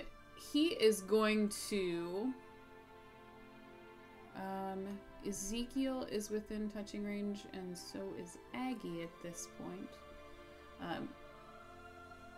He's gonna look you like through your nautilid mask thing, right into your eyes, Aggie, and he's just gonna reach out and touch your suit and say, "I can't wait to watch the last of you go." And he's going to cast Blight on you. You will see 3 spells come out. Not 3 spells. You will see 3 cards fly from my hand. And it's like a queen, a jack, and a king. And they literally all come out of those pictures, of the pictures of the cards, and stand right in front of Aggie like a shield. Okay. And say, no, I just cast counterspell. Okay. I probably have to roll for it. I believe Blight is higher, and I'm only doing this at 3rd level. Okay. I have to look up the mechanics because I don't have everything memorized. Please forgive me. No worries, no worries. I won't lie, I was not expecting to use that spell. I was like, I'm gonna get it just in case, but I don't think we're gonna be fighting anything with magic. Omega, why won't you let me hurt So if people? it's 4th level or higher, you just need to. The DC is 10 plus spell level. Yeah. So make me a check. Sure. I actually rolled a 14 on the die, Okay. so that's a 19 for me. All right, cool. Well, that's what you needed to counter my spell. You dick. What does Chester Unless- look like? So Chesterfield is a tall human with lots of bushy gray facial hair and ashen skin. He's middle-aged in appearance, but appears very strong. Kind of like the sexy Santa grandpa that's been circulating on the internet the last couple of years, like that kind of appearance. I'm not familiar with it, but It's, okay. you know, just picture sexy Santa and you're there. I know when you said it, it made. I exact figured it sense. would I know click exactly what you immediately. meant. So what this will kind of look like is Aggie, he'll threaten you and reach out, and you'll see these 3 cards from Ace sort of fly out of nowhere and insert themselves in between the two of you. And where Chesterfield had been reaching out to touch you, it'll almost be like it burned him, and he'll pull back instinctively. I could say you were saying. Rude. However, the 2 automatons will also recognize that you're close enough, and currently the object of Chesterfield's ire, and they are going to take shots at you. So they're going to. Oh goodness. Here we go. That is 24 to hit. Me or Aggie, yes. Yep. Yeah, that hits. Okay. And the other one will probably miss. That's a 12 to hit. Yeah, that misses. Okay. That'll be 5 points of damage as it kind of pulls back with the overheated laser that's a part of its arm, and now it's finally triggering correctly, and it just takes a little chunk out of your heavy duty armor along the side. 4 points of damage. They're trying their hardest. Didn't even break my temp HP. Oh yeah.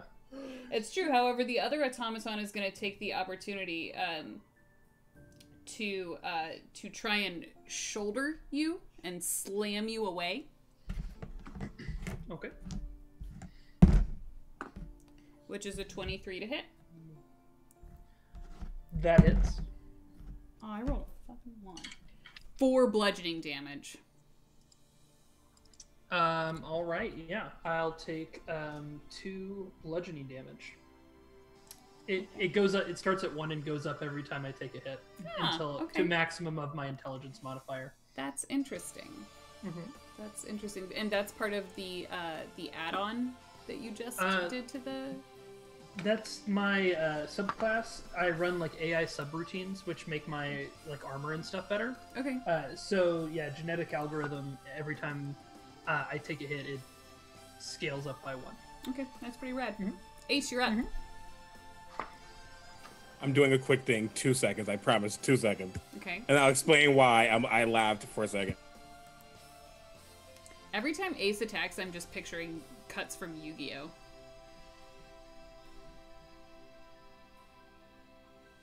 I hate it.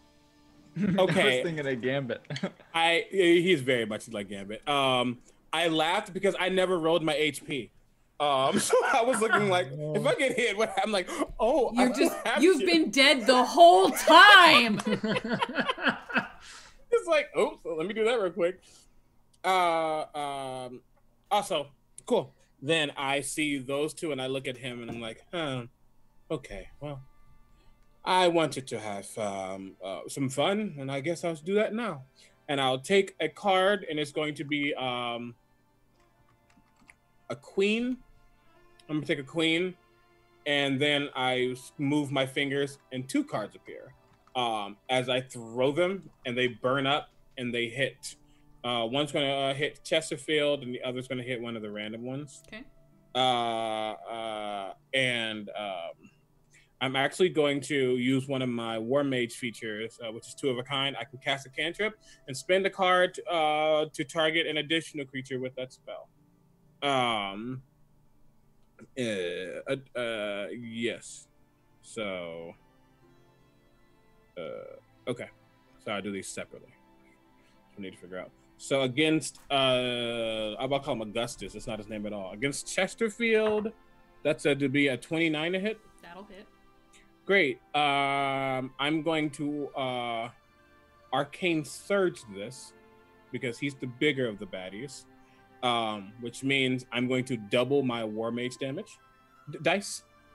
So that can be 4d10. 2, 3, 14, 17. I'm going to start adding a 10 times multiplier to all of my hits since I can't roll 40. I'm also going to spend one of my cards to roll 1d12 and add that to it. I actually just rolled an 11, so 51 points of damage to Chesterfield. Okay. I believe that's correct. Ow, get off me. And then against one of the armored people. And that's what I was trying to figure out. Justin, since I 2 of a kind is technically 2 different attacks, or is it the same spell? You're muted, but I'm assuming you said 2 separate attacks. Yeah, it is Okay. 2 separate attacks, so no, you don't get to Arcane Search both. Oh no, I figured that. And I Yeah. don't get to our War Mage Surge on that one as well. I was just making sure. Cool. No Yeah, worries. no, totally. That is a 27 to hit That the hits. the big boy, and that's only 2d10. That is 13 points of damage. Okay. Were Were you hitting the one that had already been hit? Yeah, I guess start taking that one out. All right. It's gonna be the easiest thing to do. Cool. And then I keep moving forward, so now I'm actually probably at melee range with him. And I use a bonus action to draw another card. All right. Because I need cards in my hand. Ezekiel, No. it's murder time. All right. And I'm within melee of Chesterfield. Yes, you are. All right, I'm just gonna take a first swing at him. And I'm going to Great Weapon Master it to Okay. subtract 5 to my roll with my energy sword. Fuck him up. For 22. That'll hit. Damn. So that is 23 radiant damage on the first strike. Okay. I'm sorry. Second strike, 23 Okay. for 17 radiant damage. So grand total of 40. Yep. And then a bonus action with the dual bladed sword as another attack All right. for 30-20 to hit That'll hit. for another 17 radiant damage. Okay. And then I'm going to action search. Hell yeah, you are. Jesus. Okay. Gonna keep it going for a 19 to hit. That still hits. Are these like sequential, or are they so fast we can't even see them? It's like 1, 2, 3, 4. He's just like he's basically Darth Maul.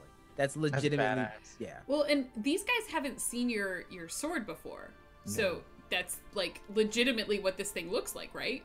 Yes, 100%, because it's the dual bladed specifically. Then you That's got the badass. double lightsaber. Yep. So that is 22 radiant damage. All right.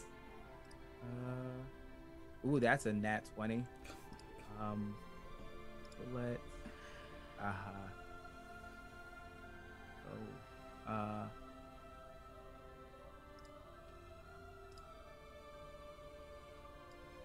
31 radiant damage.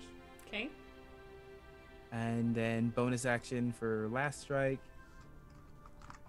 The 19 to hit for 20 radiant damage. Okay.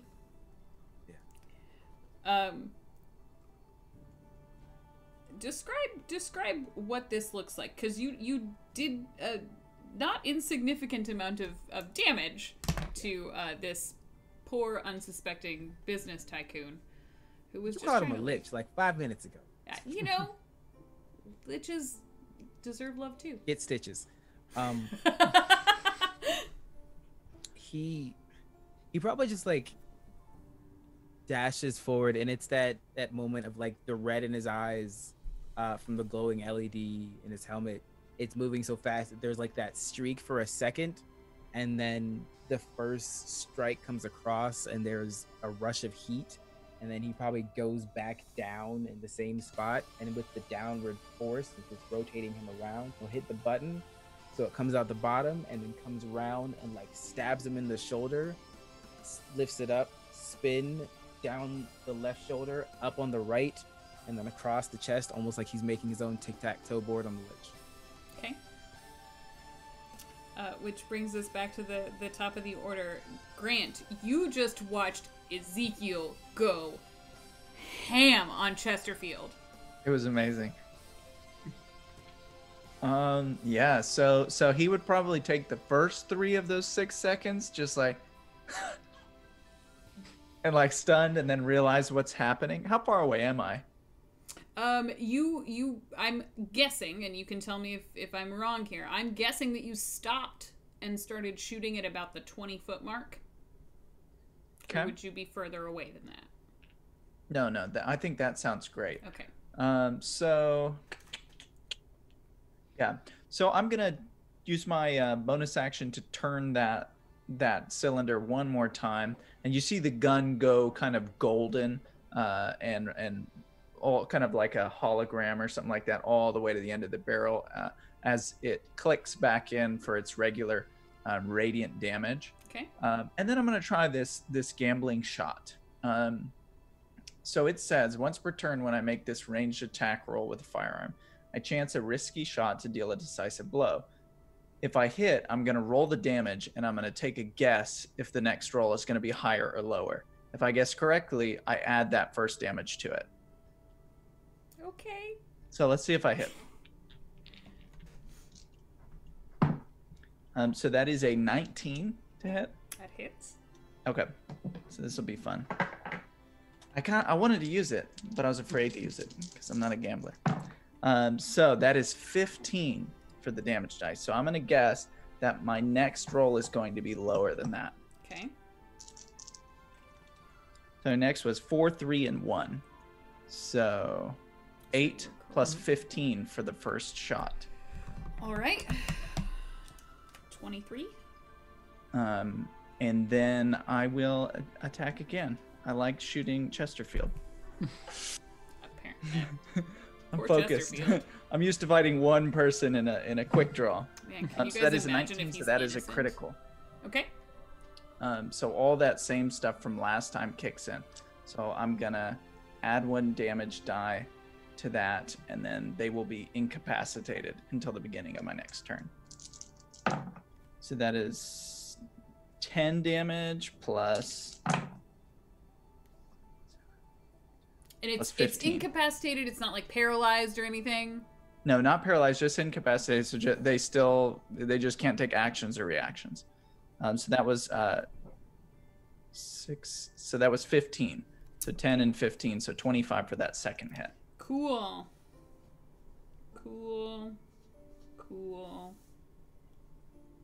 And then I would probably do like a spin the gun around a little bit. Some showmanship there. Yeah. So Ezekiel, you've just like done about if I were to put a number to it, about 100 points worth of hurt to this poor guy. And as you're sort of standing there, sort of shaking off that moment, 2 bullets just sort of go whizzing right past your head and sink into Chesterfield's shoulder. And you glance over your shoulder and you see Grant there spinning his pistol, smiling at you Nice. because he's really excited about it. I feel like. I give him a thumbs up. This reload time is exhilarating. Aggie, you're up. All right, so this guy didn't seem super phased by my drill, and I'm a little nervous about it. So I'm going to use my gravity manipulator on him and make him hopefully float in the air. And so what I'm going to need from you is a Constitution saving throw Okay. of 17, hopefully lower than 17, please. I'm gonna go ahead and cash in another legendary resistance to overcome that feeling. Cool. Cool. Well, that's my turn, and someone else is up. It is Chesterfield's turn. He's mad and he really doesn't feel good, but he can't do much about it, so he'll just kind of grind his teeth and turn to the automatons that are at his side. Both of whom are coming for you, Ezekiel. So the first one is just gonna kind of use his arm as a club, essentially, to try and knock you about. And I sincerely doubt a 10 is gonna hit you. No, my AC's a 20. Cool. Which means a 9 isn't gonna hit you. I'm really rolling badly, guys. Lie to me. I'm a bad liar. That's fine. However, I a don't have to know your 23, ability. I'm guessing, will hit you. Yes. So he's gonna shoulder check you for 8 bludgeoning damage, and go ahead and make me a strength saving throw.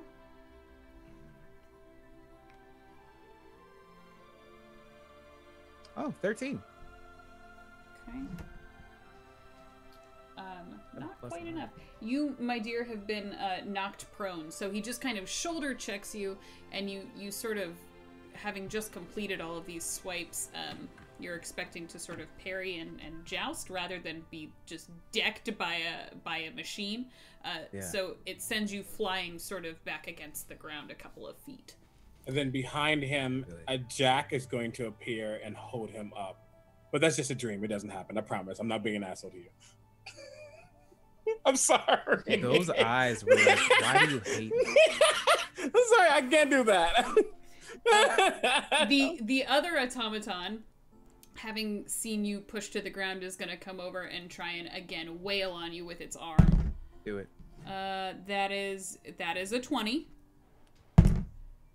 And you are And- rolling with advantage too, right? I am now. Yeah, because I'm prone, so they get advantage. Oh, that's right. Okay, cool. That's 2. That's 3. Okay, so all 3 of its attacks are gonna hit, which means keep rolling 1s on the damage dice. So that's 4, 9 bludgeoning,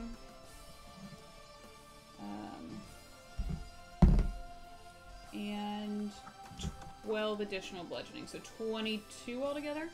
Nice. Is that Got it. good math? 21. And that will be the automaton's turn, which brings us to Ace. Okay. Chesterfield couldn't do anything? Yeah, he was incapacitated again Oh, okay. because Grant's rude. Sorry. Ah! Excuse me. No, I for the record, I appreciate the fact that I get thrown for loops like this, because in every single home game I play, none of this crap happens. So the fact that you guys make such good characters, now granted it makes for less interesting combat for me, but like it's rad. I like hearing this stuff. Anyway, go ahead, Ace. I'm dead. I'm going to excuse me. I'm going to do another force dart. Just flick another card in the air, and it just kind of spins, becomes blue energy, and it goes down to Chesterfield.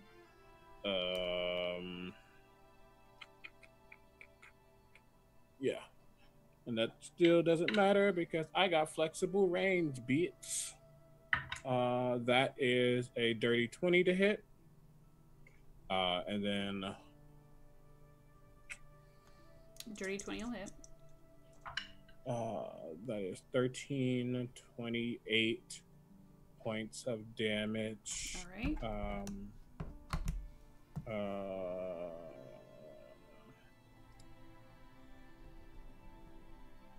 So I guess making sure I'm checking the right thing. You're fine. Yeah, 13, 28. And then another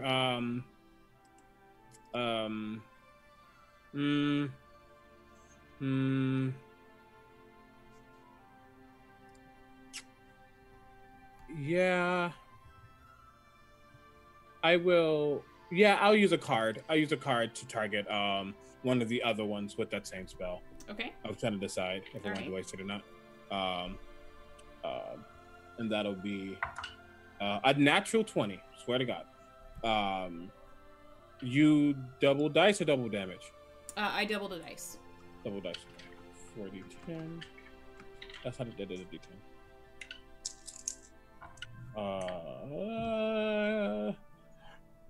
21.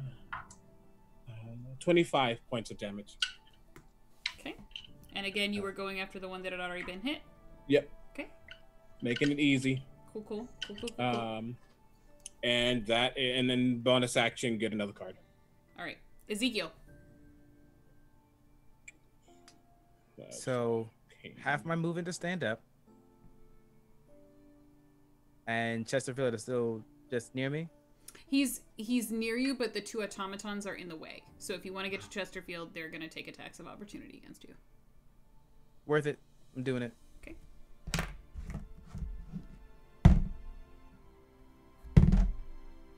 One of them is going to hit you for 8 points additional bludgeoning damage. Deal. Worth it. I'm going to take 3 more Great Weapon Master swings. All right. 28 minus 5 for 9 radiant. Okay. 19. 20 for 14 radiant. Okay. Oh my god, you're right. It is 19 because it's plus 10. So I was 19, like, hold on. Plus I was not 10. doing a 10. 19 for the first one and then 24 for the second. And then third one, bonus action. Yeah, I'm glad you're doing math, CB. 22 for 24 radiant. So, good lord. 19 plus 24 plus 24. Oh, that's a lot. I'm sorry. Wait. You know what? 67. Tell me what this looks like as you cut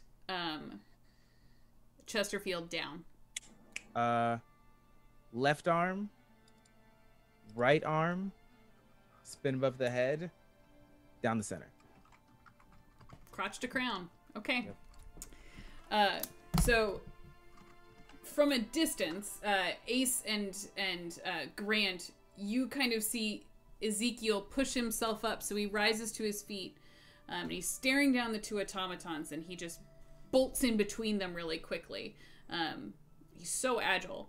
And then in 3 quick successive strikes, chunks of Chesterfield flop to the ground. And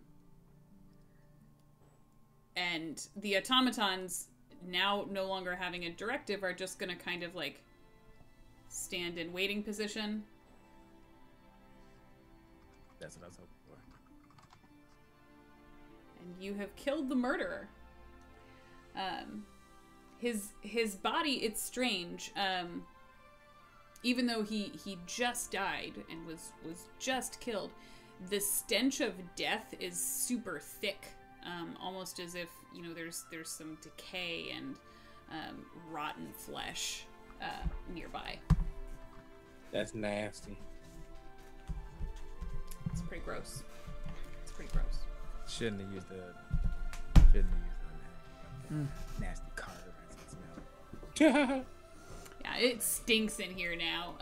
You don't know that they're going to be able to like clean this place up enough to the point where this opera house is going to be useful anymore. What I Pull from the wait staff, and I just know the right person for the job.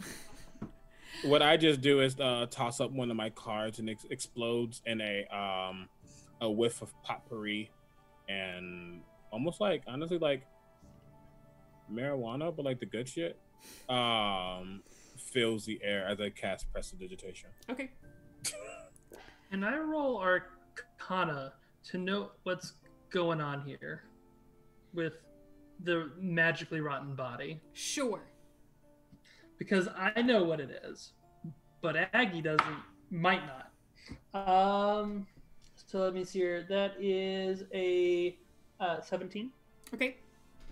I rolled low.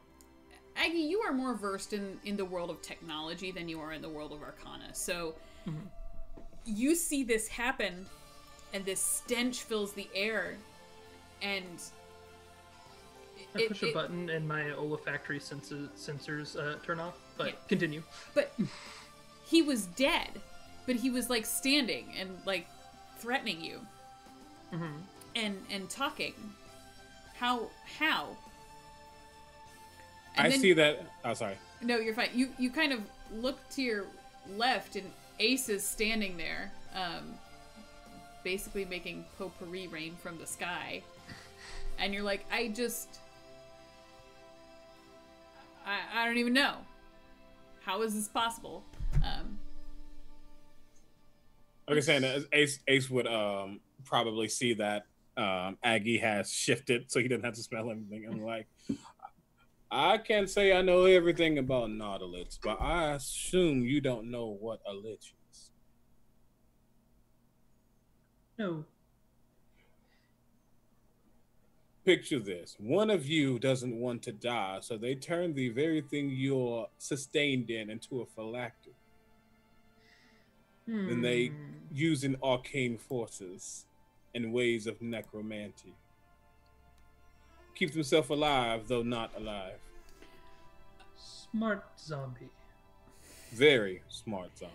About this time, Tannen, having heard a commotion and just now making his way down here. What did you guys do? We handled what you couldn't. We Well- enacted swift justice. To be fair, this one did the final blow. But yeah, So, he was the murderer? We're like 90% sure. Yes, 90%? 100%. How? There was an admission of guilt that was spoken aloud. I play the clip.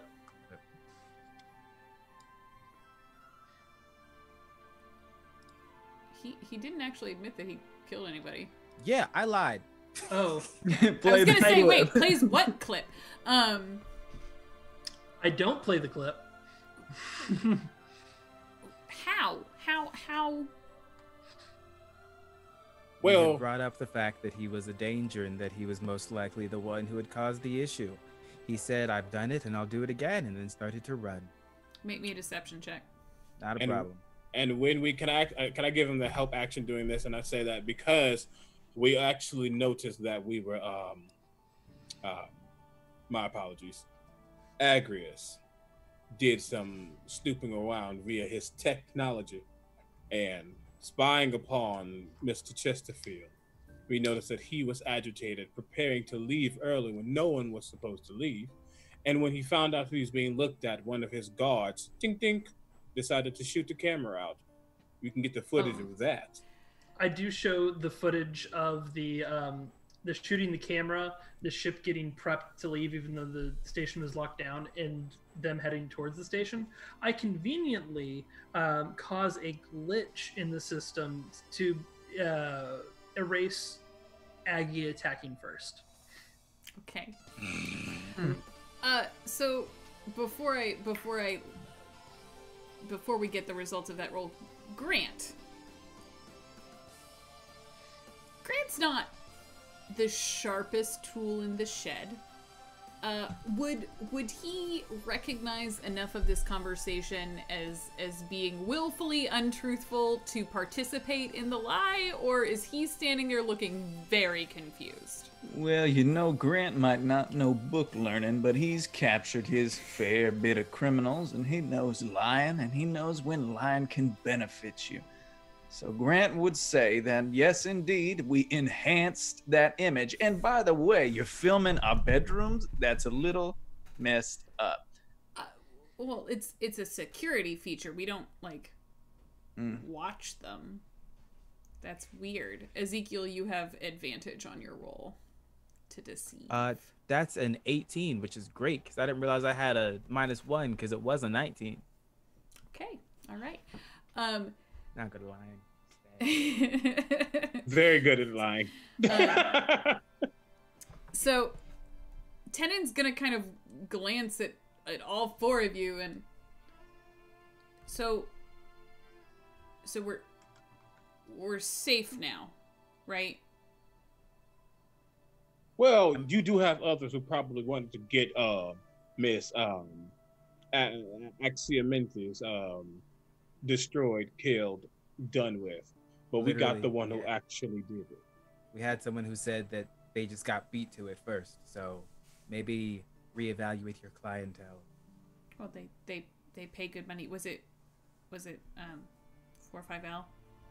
You didn't pay me to tell you. The clip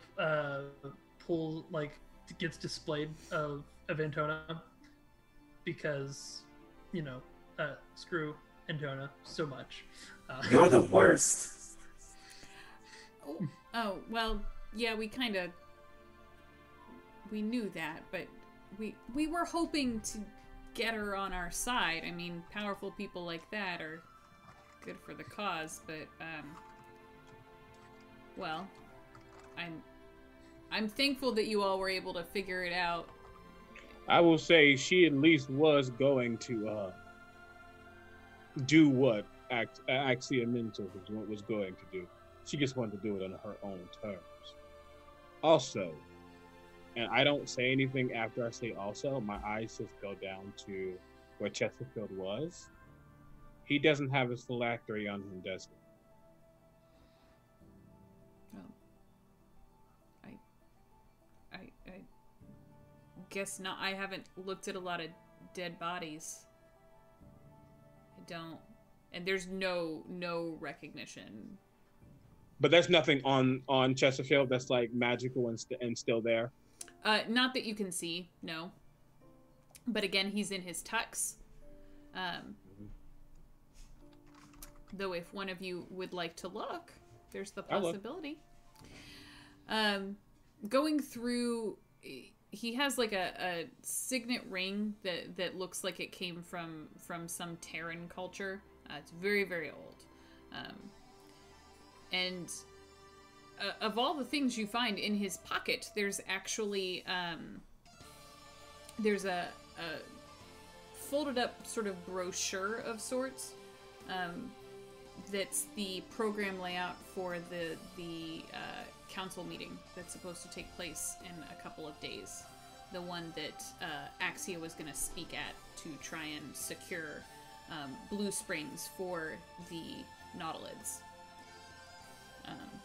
So that was in his suit pocket, but no real magical stuff on him, no. Then I turn back to Tenen. Firstly, throwing him the half of the money that I stole from him. And I'll say, firstly, don't forget, we were hired to do this for a reason. We can do things you couldn't even imagine. I stole that from you hours ago. Past that, we dealt with this situation temporarily. Looks like I'm going to have to figure out exactly where he keeps his belongings, not just in this opera house. Because from what I know about liches, they're not actually dead until you destroy the things they're tied to. What do you mean? Meaning he's here in pieces. For now. He won't be soon. Oh God. He could come back? Well, you all will have to stay then. You've got to help here, right? I can't Nope. deal with this. I can't deal with it. I was asked to solve a murder, and I did it. If you're murdered, leave a note for me for that one too.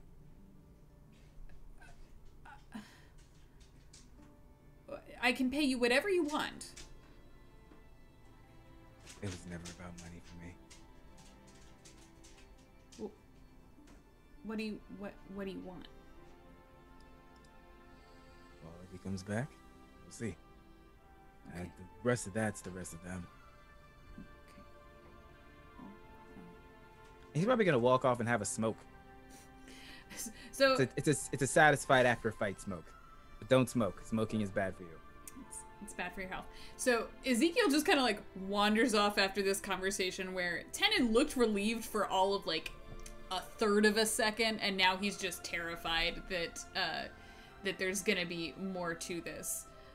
So he thanks you all intrinsically and kind of begins to address the other guests that are there through the PA system, saying that, you know, Axia's death has been avenged, and if everyone can bear with them, they'll still be able to have this wonderful fundraising evening. It's what Axia would have wanted. Tenon explains to you all that he is planning on going to the council in Axia's stead, but he wonders if you all would accompany him for that adventure. Well, as long as you can help me find a space horse, then I'm in. A space horse. Space horse, like a horse with many more legs and can travel on the stars. Yeah, well, for the Or space a rodeo. We'll see. We'll see if Or we a can. spaceship. That too.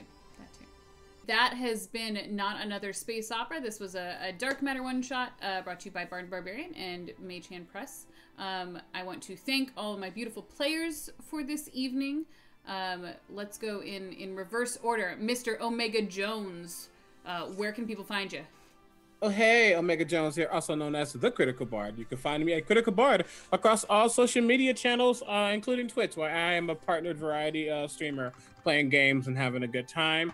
Every Tuesday, you can catch me on that channel for In Unison, which is a show where I talk with people in the community and literally duet with them about life, liberty, and the pursuit of being a hot mess. Other than that, yeah, I'm just everywhere. You can look at my socials and figure it out from there. Thank you for letting me be here. Yeah. Justin. Hi, yeah, I'm Justin. I'm the community manager for Mage Hand Press. I wear many hats over there, but main thing I do is handle the social business partnerships and all that kind of marketing, all that stuff. Had a lot of fun playing with all of y'all, and you know, if you're interested in Dark Matter, check out our Kickstarter. And you know, over there, it's doing pretty well, and in my totally biased opinion, it's a lot of fun. In a totally unbiased opinion, it's still a lot of fun, even when you roll like shit. Gabe. I'm Gabe at Gabe James Games on Twitch, Twitter, pretty much anywhere else. Digital and tabletop designer. I don't know. I don't really have anything. Just all around cool guy who does cool stuff and wrote some of the pieces of the Dark Matter Kickstarter that's happening right now. Yeah, 100 on. I'm very excited. Can't wait to see that. There's a lot that's happening. I don't know. Yeah, just check my socials. If something's happening, you'll probably hear about it. And I'll be like, oh yeah, I forgot about that thing. It happens a lot more than you think. I feel that hard. Justice. I am Justice Armin. I am a writer. You can find me on Twitter at Justice_Armin or at www.justicearmin.com. Yeah. We just released recently Darkhold Secrets of the Zentarium on the DMs Guild. So check it if you haven't checked it out. Super cool. Lots of Thieves' Cant in there. So yeah. I worked on that thing too. Yeah, you did. You forgot about it. It's one more of those things. Gabe, did you write my life? Because we'll talk Potentially. about that too. So hi, I am Diana. I was the DM tonight. I am the business relations specialist over at Die Hard Dice. I am also one half of Barden Barbarian, which does a lot of content creation in addition to just geeky stuff that we make and send out to people that like dice that roll really well for them, as some were rolled tonight. Thank you all for joining us, and thank all of my players for being amazing and wonderful and playing through this story with me. I really appreciate it, and thank you Level Up Dice for arranging this, and PAX for having us. So thank you all. We wish you a good night. We'll see you around the internet. Bye everybody.